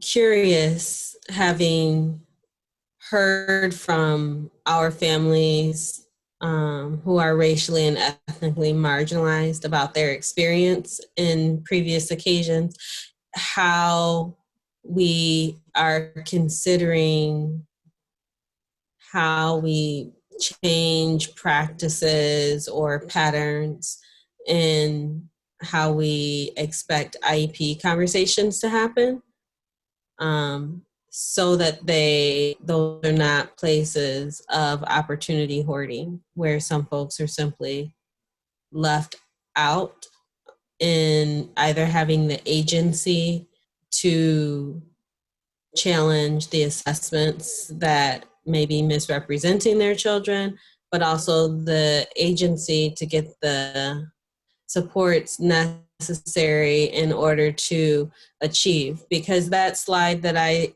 you showed, that showed white students with IEPs outperforming Black gen ed students, as well as nearly outperforming Latinx students on MAP, indicated to me a faith in white children's potential to learn that this system has, and a lack of faith in Black and Brown children's ability and potential to learn.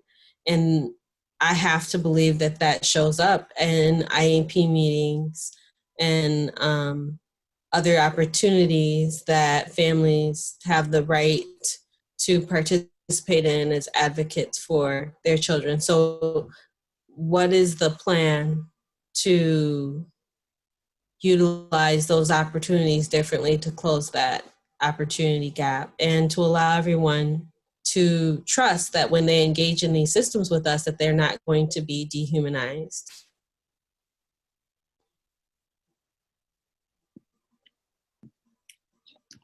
Those are great questions that we're all thinking about. And the term opportunity hoarding is something that I've heard a number of times in this district, and I do see it as something that is real. I don't know that I have all of the answers, but I can share that we're looking at this from a couple different lenses. One is understanding there's got to be some mindset shifts with our educators and our parents. And part of that, I'm hoping, will come through looking at this presentation, seeing the data right in front of us, and recognizing that we need to really analyze how we're serving students. So, I mean, that's step one.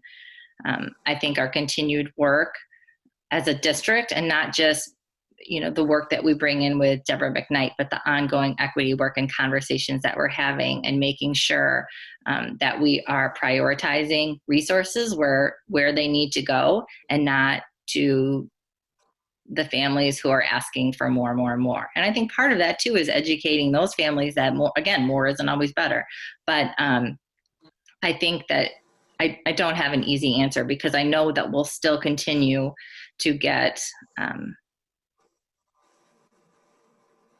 requests for more services, when really there are some students over here that need more. And that's our job as school teams, to be having those conversations and looking at the big picture of the students that are in our school and who really needs what, and making sure that we're putting the support where it is. So I don't have an answer, but clear answer, it is going to be hard work. It's going to take lots of conversations. The other thing I'll just highlight too, is part of our staffing structure going into next year was very comprehensive in terms of looking at our current students and their needs, and making sure that we were matching to the best of our ability with what we know about the students coming in for next year, matching resources to needs. So we're looking at this through that lens and trying to make those decisions together. And we're also hoping that through some of the conversations we're having about MTSS reflection protocol tools and all of that, those are going to shift conversations so that students aren't jumping to resources that might not be necessary. So does that help? And I don't think there's much that's going to help what we just saw, but in terms of how I feel right now. But I do appreciate specifically the thought of assessing how resources are distributed and offering the resources rather than waiting for families to ask. The other narrative that strikes me in the data that we saw is, in my experience as a parent of young children, having had peers who were recently parents of young children, oftentimes my Black parental friends were very reluctant to assess or to access early interventions for their children, such as speech and language supports or physical therapeutic supports. And I think, and I noticed that my white parent friends were not. They were eager to access those resources for their children. And so I think there's this fear, a deep fear that Black families have of being mistreated and being stigmatized and being tucked away. What I see in these numbers is an inconvenience. Children and families being treated as an inconvenience. And I think, the way that then gets experienced is that when folks do have real needs, they're fearful and reluctant to ask for help. when the resources may very well be available to address that issue. And the earlier that it's addressed, likely the better. Oh,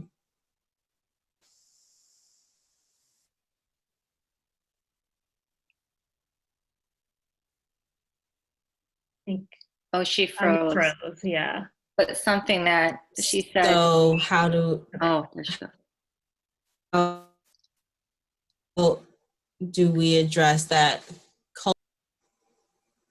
Anya, you're freezing Internet up and coming in and connection out, so we is not, missed the last, I don't know, maybe 30 seconds or so of what you said. okay, y'all are free. Yeah, my internet connection is unstable. I'm sorry, y'all.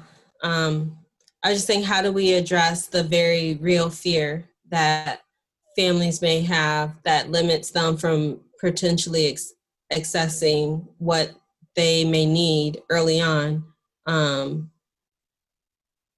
Because from what we see in this data, those fears are absolutely founded and valid. And so there's a lot there that needs to be addressed. But I do like the idea of offering resources rather than treating them as scarce and inaccessible. Mm-hmm. I'm also just thinking about more opportunities for outreach and hearing more about those perspectives and those fears, and how do we build relationships and try to calm those. So thank you for sharing that perspective. Thank you. I did want to say one other thing that I think is just relevant for our community, which is that for the last 3 years, as we've really tried to zero in on racial and ethnic disparities, we've heard from people in different pockets of our community, is everything about race? And I would argue that the data that we saw tonight indicates that when we take a marginalized identity and we disaggregate it by race, we see that, yes, race continues to tell us a narrative that it is essential that we unpack the role of white supremacy in systems and how it continues to dehumanize and harm children, families, and communities. And I'm proud that you felt like you had the agency and the resources to provide this, to do this deep dive and provide this information. But I think our community really needs to grapple with that and admit that people are having very different experiences based on their race and their ethnicity, and it's not acceptable. This cannot continue to happen. And that's all I have to say. Thank you.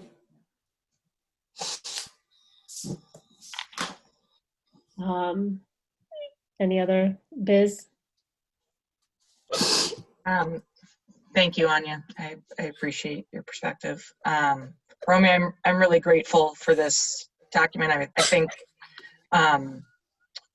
we are no longer surprised because of the equity work that we do, but we can't be any less devastated every time we see data like this, and and deem that that it's unacceptable, and take a moment to say, like, what really struck me from your presentation is when we look particularly at emotional disability, and I think the language piece for Latinx students, those feel very influenced to me by white supremacy, bias, racism, and profiling. Those seem to be categories that are very easy for an educator's lens to influence how they experience them. And that intersection of racism and sexism, I think, is proved to be very strong in terms of how we expect certain people to behave in a school, and whether we see that as a discipline issue or a disability. And so I think it's critical for us to continue to sit with our role and what needs to happen in terms of our paradigm shift. There's nothing wrong with these kids. That our systems are very broken. And so I appreciate the the recommendation to have a reflection protocol, I think, is going to be so critical, and really invest in that being a robust process that for me, before because the misidentification is the problem here, not the disabilities, we need to make sure that that process has such rigorous parameters, and that I'm forced as a person in that evaluative position to really challenge my own ideas about who and what this looks like. And I think, continuing to think about how we center student and family experience, because if we keep going at it from we're the educators and we have all the expertise, and we're not hearing from families and students how they're experiencing this, that allows us to keep having this disconnect in terms of who's using these services. And I also want to call out that I think that there's these kind of two diverging lines of where white supremacy is showing up in our fear and concern about our legal responsibilities and lawsuits for white students, that is allowing them to get resources in a certain way, to the point where our systems are negligent in ways that we maybe subject ourselves to potential lawsuits, or should be held accountable in a different way for the way that Black and Latinx students are. And I really want us to shift, I think, as a district. I've seen this in a lot of different capacities, our fear of parents, our fear of giving space to hear from them how they're really experiencing these things. And I think that just leads to the opportunity hoarders having the access to say their piece and get their needs met, and for those who are marginalized to be dehumanized at every turn, and understandably how that's reproducing the system of folks not feeling like they trust and want to access the supports and resources. I mean, I had multiple children in early interventions.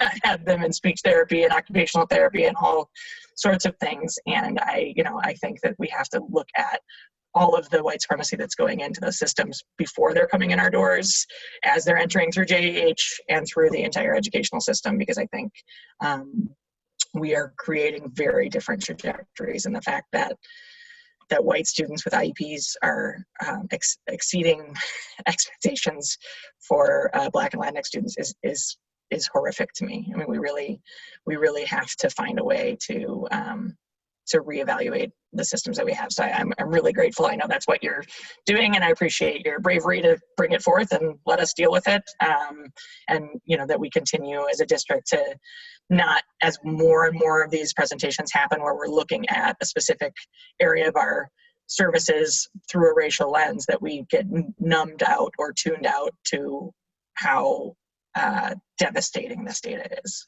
So thank you for bringing it forth. And I really hope to see some of those investments in the reflection protocol, and really trying to center parent and student experience in the process, because I think that's lacking for a lot of folks. Thank you. Thank you. Any other comments or questions? Sergio? Yes, number one, Romy, thank you again for being brave, and again, and this board, I think, really value true honesty, right? I think if we look at the history of where IDEA, at least legally, developed the Disabilities Act, it goes back to a school district in DC that didn't want to provide special education services to Black students because they couldn't afford it. So, of course, the courts ruled against them, and that's where one of the first laws to service students with disabilities came from, or emanated from. As a teacher, somebody who still holds my license, I'm not in the classroom anymore, and haven't been a bilingual teacher, this really means a lot that we're finally exposing something that I've seen. Our kids get hurt. I mean, as an educator, I mean, it was, and it's just really difficult to hear that families are being told to choose, and particularly our most vulnerable families are being told to choose services that their children qualify for, when in reality they should be getting both. And it's just so frustrating. Well, frustrating. And again, this isn't the only district who's done it. Again, I taught a couple of districts who, again, would tell parents, you have a choice now. We can't provide you the special education services and the EL services, but you're going to have to choose and then fill out the waiver for one or the other. And again, school districts do it because they just want to be compliant. We've given them the out by giving them the waivers. Again, it's a parent's choice, and I believe in that. But at the same time, it's the people who don't get the choice are usually our most historically marginalized communities. So again, I just appreciate that we're having this discussion out in the open, and that there are some solutions out there that you're proposing. And that we're going to move forward as a district to make sure that we eliminate these disparities and ensure that we have better outcomes. Again, I really appreciate looking at the report that you gave us and talking about how we enhance co-teaching, right? I mean, I think that is one really incredible strategy, which I've seen as an educator is effective when it's done right? So how do we, incorporate co-teaching in EL, English learner services, and making sure that it's culturally responsive? Thinking about how we staff and make sure that we have bilingual special education specialists. We talk about the unicorns out there, right? Who do have the ESL bilingual and SPED, certifications and licensure. Hard to find, but how can we tap into creating a pipeline within our school district and getting some of our teachers to get some of those certifications, right? So it's something to think about as we strategize as a school district, is how do we get our EL teachers to get a SPED licensure or endorsement, and vice versa. Also thinking about, again, I want to piggyback off of what Biz was saying regarding, creating that space to just educate parents on the very basics of how to advocate for your children if they've been evaluated and found to have special education needs, right? So again, maybe creating webinars and, again, given that we're in COVID-19, we're going to have to find whatever means possible to communicate with parents, right? In order to get them that information, in order so they can know how to advocate for themselves and in their language. Again, as I think about how we're going to move forward, again, centering, family and particularly marginalized family and student experiences, and giving them the space to talk about it, would be, except that I think that would be where we start, square one, is that, again, let's reach out to those families who, as soon as we find out that the children's tested to, or have been evaluated and showing that they need special education service, let's sit down and help them build this family community. And I go, we have CASE that kind of helps do that. Don't know if they do it with the Latino community as often. Again, it's like we've been discussing, it's the folks who know how to navigate systems and have the privilege and the resources who are able to advocate for the kids. But a lot of us, again, we don't even understand where to start from square one in regards to the due process and all these other pieces. What an IEP even means, because nobody's properly explained it to us. So again, whatever way we can to be able to explain just the very basics in the process of special education and ESL. And any other special services, I think it would be the first place to start. I had one more thing. When I remember it, I'll say it. Well, Sergio, I do just want to let you know that we have done some planning this year and hope to next year have more parent groups. And we have been thinking about how do we reach the more marginalized communities that haven't typically been, we've been able to access or get involved. And then like parent liaison type groups. So we actually had some conversations with CASE, and we're working on a plan to hopefully have that be a part of. And I remember the one thing too is again, let's always look back at early childhood, right? So I want to again build off of what Biz said. When you're again informing people that there's something that exists, such as early intervention. A lot of folks don't know that.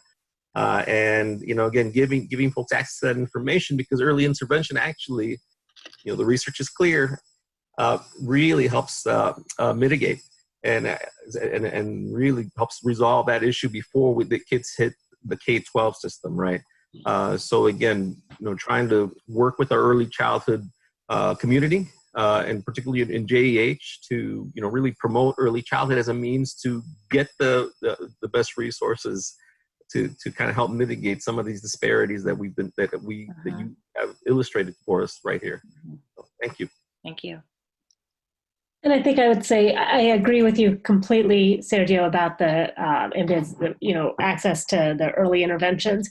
I know that the Evanston Early Childhood Council and Cradle to Career have really made that a focus. So I think, again, bringing in, this is more than just a District 65 issue. This is a community issue. So bringing those community partners into the conversation and continuing the conversation, because I know District 65 is also a part of those, is critical.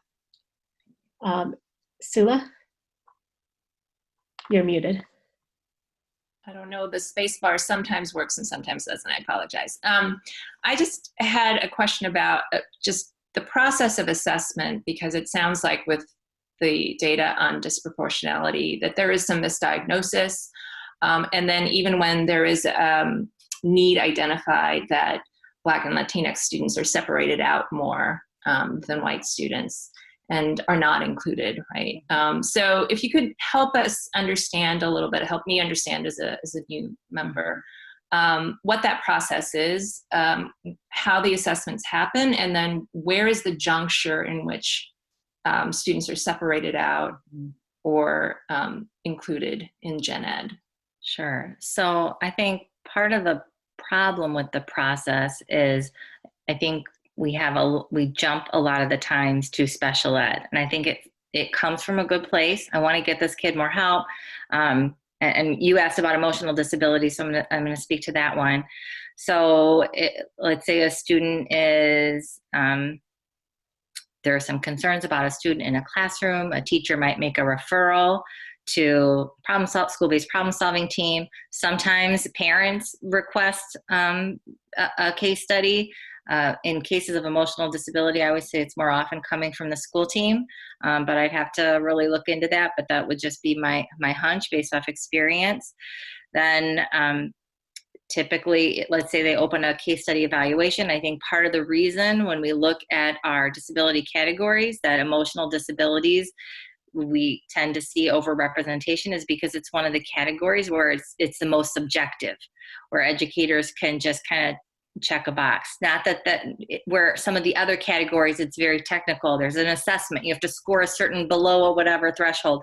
But I did, because I knew you had this question. Thank you. I printed out the actual emotional disability category information. And I just want to read two that I think are problematic for this conversation. And this is why one of our committees is looking at, is there a way that we can slow down this process, really break down what these boxes mean and put kind of some stopgaps so we can have a conversation about it. But one of the determinant factors for making a child eligible for emotional disability is its inability to develop or maintain satisfactory interpersonal relationships with peers and teachers. So if through observations, through teacher rating scales, I said observations already, whatever, we're determining for some behavior data collection that we're seeing that there's something we could say, okay, yes, I'm going to check that box. The other one that stands out to me is inappropriate types of behavior or feelings under normal circumstances. And so I would say, like, what's normal to who, and who's making that determination about, the classroom. So I think there is some subjectivity, and that's part of the reason why we're seeing more students over-identified. And then when you actually get to the table, so let's say you check that box and say, oh yeah, these are inappropriate behaviors, something's wrong, then the team talks about, okay, well, what do they need? And that's where they develop the IEP. And a lot of times, again, from a good place, this is a behavior. Okay, how are we going to support that behavior? We need to put them here so we can address that. Or so those decisions are made collectively as a group. The parents are part of that IEP team. I think oftentimes trusting the school, and I think everybody's always acting in good intentions, but I think there are some missed questions and things that we need to look at more closely when making those decisions, because obviously what we're doing right now is not working. So. I appreciate you sharing that criteria because it feels very much like when we were having the conversation about discipline, the Yeah. disrespect box, Yeah. right? That it was like, oh, well, we'll start with disrespect and then we're just kind of done with discipline and there's nothing specific and it's very much what I find as disrespectful. Yeah. So it seems like we need that same kind of overhaul of that system, the way that we've done with the discipline systems. Yeah. Sure. Anybody else? Yeah, this is Rebecca. Thank you, Romy, so much for that presentation and for all your work. I did want to pay you a compliment, or your team a compliment. I talked to a parent today, and they received special services from us, and they were saying that their child is actually thriving in this environment, and just wanted to, to say thank you for, all the accommodations that were being made for her student. But also, it also brought out the comment of, or the fact that these are some of the things that she was told, or that weren't available to them prior to COVID. So a lot of like one-on-one instruction and being able to have like a schedule that meets the needs of the student.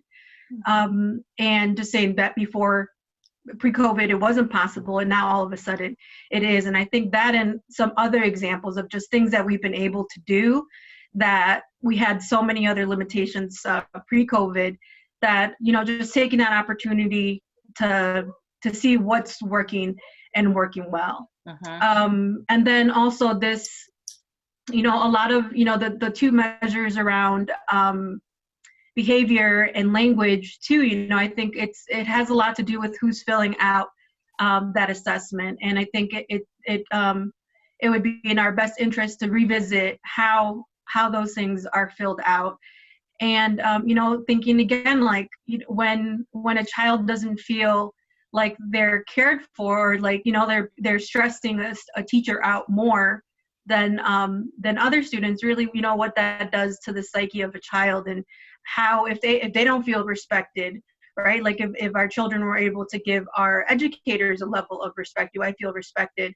What that number or what that would look like. So just again, seeing the opportunities of the present moment and what has been successful for for those students right now receiving more one-on-one support. And then the other piece that I wanted to mention on is this 25% of individuals that are being outsourced, or how we can revisit that and ensure that it really is a last resort, and it's not a sort of like threat. Well, this is going to be a lawsuit if you don't give me what I want, right? And so really, like, how much is that costing us, and are these students that we could be meeting their needs very well within our district? So just wanted to thank you for the presentation and for all the hard work that your team is doing in meeting our children's needs, specifically right now in the midst of a pandemic and e-learning. So thank you.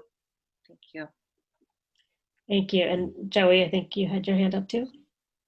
Yeah, I just wanted to echo what everyone has said. It's I don't think you shared anything tonight for me that I didn't expect in terms of the data. I keep hearing Monique Parsons from one of our joint board meetings saying, we already knew this information. And so now what are we going to do about it? And I'm not going to ask you what we're going to do about it right now, because I know that's a bigger question than the time to answer. But I do think about some of the work we've been doing, the Beyond Diversity and Seed trainings, and I think about that compass, and I think about, people's souls and their ability to believe that kids can learn, that kids can do well, that kids can grow and thrive within our care and our organization. Like that's where it all starts. And then when tensions arise, when growing pains happen in the learning environment, we need people to think and feel their way through systems of support to try to overcome some of those challenges. And if they don't have the support, or if the system breaks down, then the acting space becomes a rejection. And I think too often we don't have the right setup, and that doesn't mean that it's a teacher's fault or that it's a support team's fault. It's the way the web is cast that works on behalf of the child, so that the child is the center of what's being supported. That allows us to go through cycles and iterations of trying new things and accepting things not working. And I pair that thought along with the data of, we know what happens to people of color who have been engaged by police and put in the back of a car. We know what happens to children who are rejected by their school community for gender reasons, for sexuality reasons. The same thing happens with children with learning and living differences when they feel like they can't go to their school or the school that they grew up next to. And they just maybe can't communicate it the same way, but it happens. And if there's a better way for us to build the system of support for kids to stay in their communities, that would be an awesome opportunity for us to take. And I think it's, you laid a good foundation with the slides and the information today to not just have this conversation and to lay it to bear, but I now think about this entire trimester of these kids who are living in their homes. And you know what? Nobody's getting suspended. Nobody's getting a discipline referral. And it's also an opportunity to partner with parents who know their kids really well and know how to support them. And there's things we can learn from them too if our systems aren't working well for the kids. Thank you. Very true. Thank you. Thank you again, everybody. I mean, I think obviously this was a really important presentation, and we all had a lot of thoughts on it. I guess I will just put one final sort of parting, again, reiterating that I really think this is so important for everyone in our community to understand. Whether you have a child who has an IEP or not, this affects all of us. When we have inequities in the system, it affects our children too, even if our children don't access these services. And if we're going to effectuate the kind of structural change that we need, that we clearly need, that this data is clearly proving to us that we need in our system, we are going to have to figure out a way to make sure we educate our community about what is going on, make everyone confront this information, and then, because at the end of the day, part of this too is a resourcing issue, right? Sergio earlier mentioned how co-teaching can be a great model, and I've seen that working really well in classrooms, and I agree. A truly inclusive model, which we know research says is best, not just for the students with the disabilities, but for all students. This is just a better model of education for all of our kids. It takes resources. And we know we have educators who are capable of it, but we do ask our educators to do a lot, and increasingly a lot with less. And so that's also a trend that we need to change. So, if we are going to restructure how we resource special education, which I think is ultimately, frankly, let's put it out there, that's ultimately what we are going to need to do. We need to be able to educate our community on why we need to do that. So I hope that, over the summer, as we think about all of these changes, that we are building in some time. As we're building in time for education for our educators, I hope that we can also build in time for education for the board, education for our community as a whole. So thank you again. Thank you. Thank you, Romy. Okay, that was a very, very, it's a lot of information, and we are going on to another presentation that is going to give us a lot of information. I think we are probably inviting, we are going to do another discussion topic on the update around the 7 district priorities, and I think we probably have to invite a number. Thank you. Wow. While she does that, Neela is inviting in our participants tonight. As you recall, last year about this time, there was a focus on 7 priorities to really based on our work with equity and also with the strategic plan that's been going on as well and expiring in 2020. The ultimate goal of that is to narrow, which has been talked about a lot tonight, the opportunity achievement gap for our students of color. If you recall, just prior to winter break, we made a presentation on giving a progress report based on how far we've come since the fall And then also looking at taking a deeper dive into the progress monitoring. And then very importantly too, what is our work going to look like as we move forward with this as well? So what we'd like to do is use the same format that we did previously with that. And we'll start, if it's okay, in numerical order. These are all very important. The numerical order has nothing to do with the critical nature of it or the importance of that as well. And then, like we did just before winter break, we'll ask the board to ask any questions that you might have based on those presentations as well. So with priority number 1, we have Stacy and Romy. It's all yours. Thank you, Phil. So I'm going to take a couple minutes with Romy to update you on priority 1, and then we're going to hand to fellow cabinet members to update you on the remaining priorities. So this year, the CNI team was committed to taking a deep look at curricular materials in reading and math, both English and Spanish, with the goal of determining where work needs to happen to adopt or adapt curricular materials to support rigorous standards-aligned instruction in these particular content areas. We're excited to reveal that despite the challenges that the move to remote learning presented, the team was able to complete 3 of the reviews: middle school math, middle school language and literacy, and K-5 literacy. In the case of the middle school reading and math, the groups have identified curriculum materials to pilot next year. In both cases, the standing committees in the discipline, which consist of educators, supports the curricular adoption with high levels of support. The recommendations will go to our Curriculum Advisory Committee later this month, and ideally will be shared with you via memo next month. The math pilot is currently for 7th and 8th grade. And in regards to K-5 literacy, the team is recommending adapting our implementation of the materials, as well as looking for more synergy of learning once the full reading, writing, and phonics resources are in place in K-2, as well as in 3-5. And those elements are in place for next year. The curriculum team is also excited about the advances in material review and strengthening this year.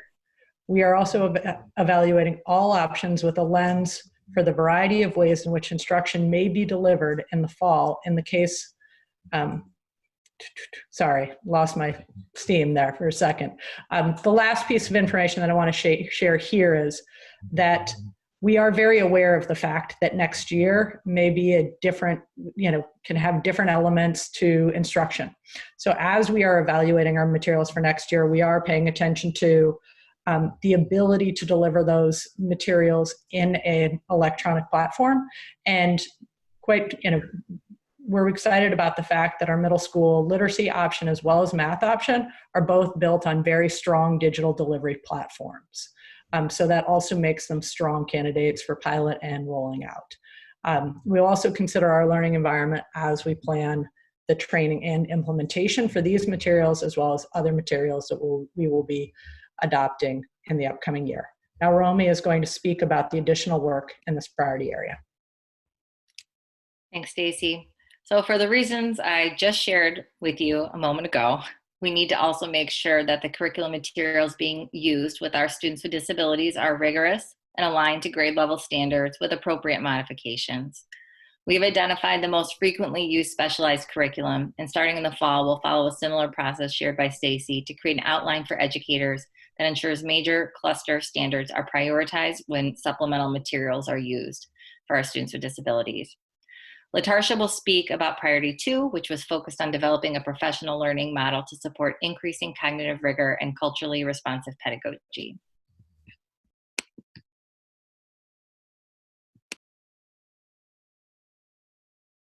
Sorry, I was muted. Thanks, Romy. Good evening, everyone. Hope everyone is well, staying safe and healthy. So we're coming to a close on this year's initial phase of implementing a professional learning model that was really designed as a strategy to build capacity in instructional leadership at the building level, but also focused on examining the components of the instructional core in a more individualized way. So prior to our COVID-19 shutdown, we were fortunate enough to engage in learning and conduct walkthroughs on March 2nd and 3rd for coherence around the instructional practice guide. as a comprehensive look at the instructional shifts associated with the Common Core state standards in ELA and math. So we view decentralizing professional learning as a critical step towards improving our practice in a couple of ways. One, providing self-paced learning and support with common resources for schools to build their collective knowledge about how all students are experiencing instruction for college and career readiness. As a district team, we really wanted to get better at collecting some robust evidence of educators' knowledge, skills, and abilities in an attempt to determine and showcase promising practices of standards-based instruction and culturally responsive pedagogy that is engaging Black and Latinx students towards accelerated outcome. So from the 5 of our schools who bravely open their space for our collective learning, we view that learning as really being helpful towards establishing for schools instructional priorities for the upcoming school year. This information is going to be really helpful for us in terms of supporting those professional learning plans moving forward.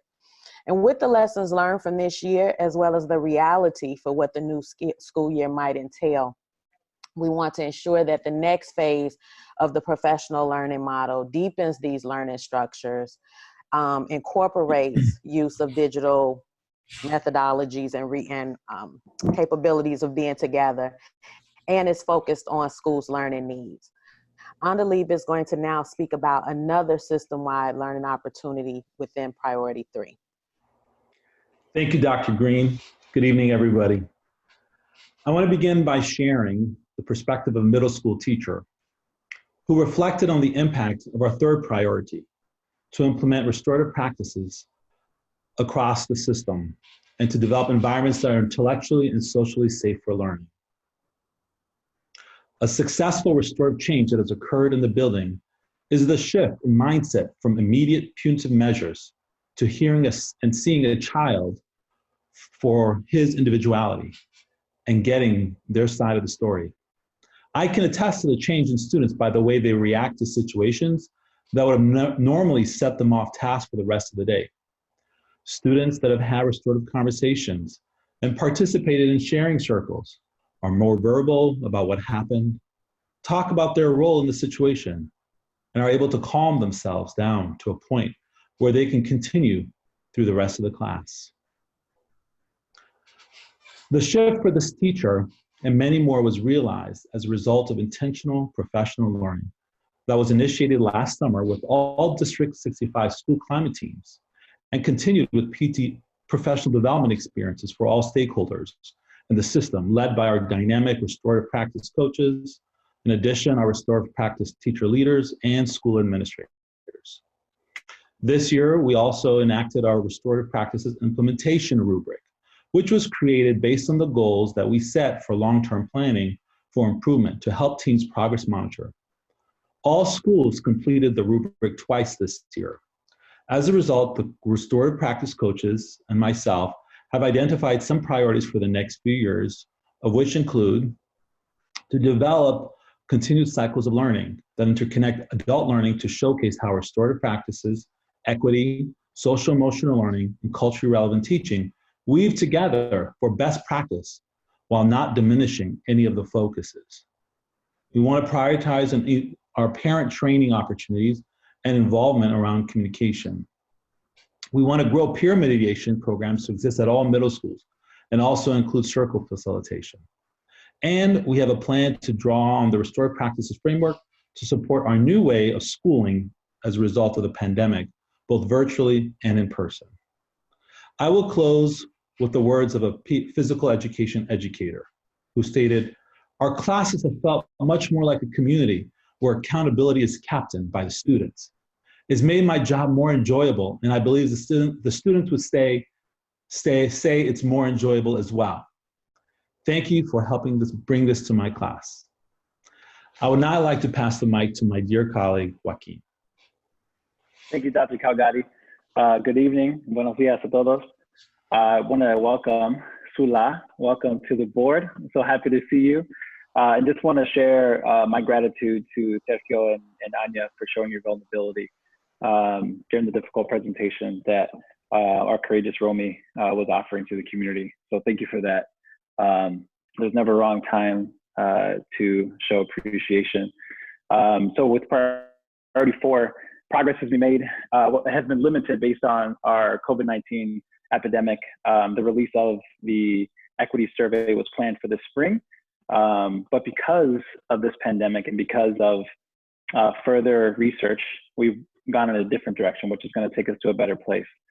In order to ask our students and families directly about their goals and school experiences to inform ongoing strategy work while centering Black and Latinx voices, we are partnering with Panorama in order to use their Panorama Equity Survey, which is research-based rather than creating our own. This will give us a vetted and reliable tool to gather student voice, grades 5 through 8, and parent caregiver voice within 65. Those of you who are familiar with Naperville District 203, they're also using the same survey as a unified school district.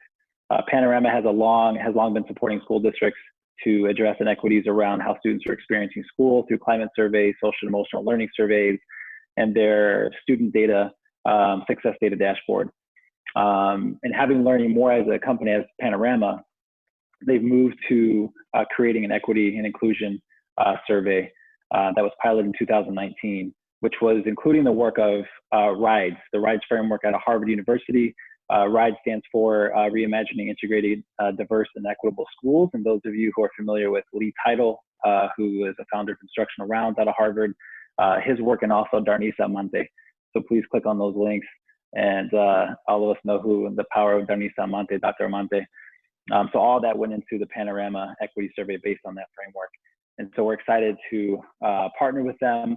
And so for now, we have a half-day workshop that will take place in July with principals and assistant principals, and the implementation of the survey are tentatively set for the fall of 2020 and 2021.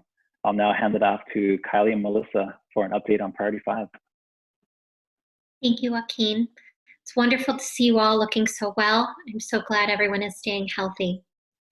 Since our last update to the board, we are excited to share that we continue to work collaboratively with departments throughout our district to integrate two-way communication structures and approaches to our collective work. Several key examples of this include the development of guidance documents related to department roles and responsibilities, and providing guidance materials to support the transition to remote learning. As a result of the COVID-19 pandemic and school closures, collaboration and engagement were especially important. This was a significant task. We worked closely to align communications and to be inclusive of multiple perspectives in developing our guidance, including educators, families, and our overall community. Our district team also worked very closely with our principals, our PTA leaders, the family and community engagement team staff, and others to support the PEP Fund program, making sure that we're connecting families with needed resources. With the continued uncertainty of COVID-19 and the need to plan for the various scenarios for returning this fall, we know that two-way communication continues to be critical. Melissa will share additional information about our progress on this priority. Thank you, everyone, and thank you to my partner, Kylie. In addition to the work that she just referenced, we also felt that educator and staff voice was an important element in identifying our new leaders at King Arts and Haven, who we had the pleasure of introducing to our community earlier tonight. And while we only highlighted a couple areas of focus for two-way communication, we really wanted to note our continued commitment to this priority. We are working to embed the foundational elements of effective planning and really emphasizing two-way communication into our new Miracles framework for district improvement that was created by our incoming superintendent, Dr. Devon Horton. We will continue to make these practices part of our ongoing approach and to ensure that there are structures in place where we can really prioritize communication and engagement across all of our departments in the district. I am going to turn it over to Beatrice now, who is going to talk about our work on priority number 6 for building collaborative and trusting relationships with staff. Thank you, Melissa and Kylie. This priority, as Melissa mentioned, focused on building collaborative and trusting relationships with staff. And one of the ways we felt we could do this was by incorporating incorporating tools and resources into our professional practices that would elevate racial equity and to prompt self-reflection on how we can improve professional practices while also fostering collaboration and trust in order to accelerate the outcomes for Black and Latinx students. Dr. Green and Dr. Calgary just a few this the instruction across several buildings, as well as restorative practices. And I'm sorry, I'm getting a sign that my internet is unstable. Are you still able to hear me? You've cut out a little bit, but we can hear you now. Okay, I apologize. I think I'm going to turn my camera off and see if that helps. Thank you. Okay. A great deal of work is also taking place. We also engage our paraprofessionals in the creation of remote learning guidelines for paraprofessionals. The district took additional measures to make sure that our staff have the access to technology devices, hotspots, and resources to work remotely in order to continue to support our students and families. In addition, a large decision recently to shift our coaching model next year brings new opportunities for professional learning, collaboration, and the building of trust within individual buildings as well as district-wide. Having a dedicated coach at every building along with district-wide coaches will provide greater support at the building level to improve achievement and engagement opportunities for Black and Latinx students. Unfortunately, due to the shift to remote learning, there was some professional learning specifically related to white fragility that was not completed, including the half-day professional learning session in ETHS with Dr. Robin D'Angelo, as well as the Joint Evaluation Committee was going to work to review the Danielson evaluation tool as previously planned to see where perhaps we can elevate again some racialized language within that evaluation tool. So moving forward, we're going to continue to look for opportunities to embed this priority within other structures so that collaboration and trust continue to be a focus for all of our work. And last but certainly not least, Raphael will talk about Priority 7, which is long-term financial planning to allow stable and consistent educational programming for our students. You're muted, Raphael. Unmute Raphael. That's what happened when you try to be quiet. It's all yours. Okay. Thank you very much, Beatrice. I want to thank you for continuing to work to make sure we have the right people working with our students. As a follow-up to the update from the December priority check-in, we are focused on doing the work required to ensure that our district continues to manage its financial resources with discipline and prudence. The COVID-19 pandemic has created a situation where the district revenues for the upcoming year are going to be challenged. One of the important things that we're doing to ensure revenue is to look for opportunities to manage expiring investments in a way that generates maximum returns while avoiding the loss of principal. On the expenditure side, we're aggressively monitoring all non-direct instructional expenses to reduce costs and achieve operational efficiency whenever possible. One important thing that I would like to point out is the fact that the district's financial resources is tied to local funds, which are driven in large part by property tax. And the thing with property tax that I think works to our advantage is that they tend to be more stable when the economy is in a funny space, which is where it is right now. At the end of the day, our overwhelming goal is to maintain the district financial stability in a way that makes it possible to direct the required resources to ensure that all our students attain their full academic potentials. Thank you.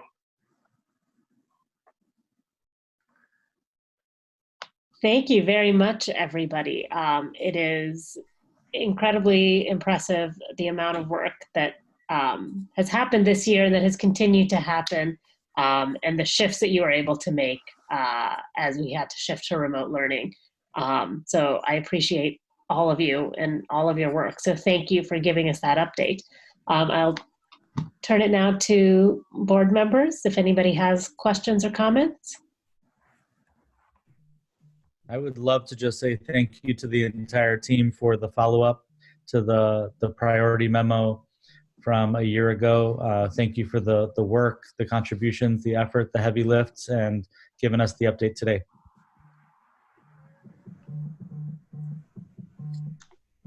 Anybody else? I just want to say on behalf of Heidi and myself, we really appreciate the commitment and the dedication that the cabinet has put forward this year, especially as you mentioned, Suni, the challenging times that we have now with the facing us with COVID-19. We also want to give a big thanks to our staff who've been partners throughout this, and our students, and also our parents as well. As we mentioned tonight, I think it's very important that the priorities we reported on tonight will also build a great foundation for the framework that Dr. Horton is bringing into the school district, which I think will juxtapose very well as we move forward with this as well. And lastly, but not least, we'd like to thank the support of the school board too for letting us put together the 7 priorities to really try to focus our efforts and our resources to do what's in the best interest of students. Well, thank you all. You know, I know this has been an incredibly challenging time. I know we all have to think through how COVID-19 is affecting now and will affect next year, and a lot of shifting of the work that we're doing, and how we have to think about things from assessments to social emotional learning to all of this. I really appreciate all the time and effort that you all have put in. So with that, there were a couple of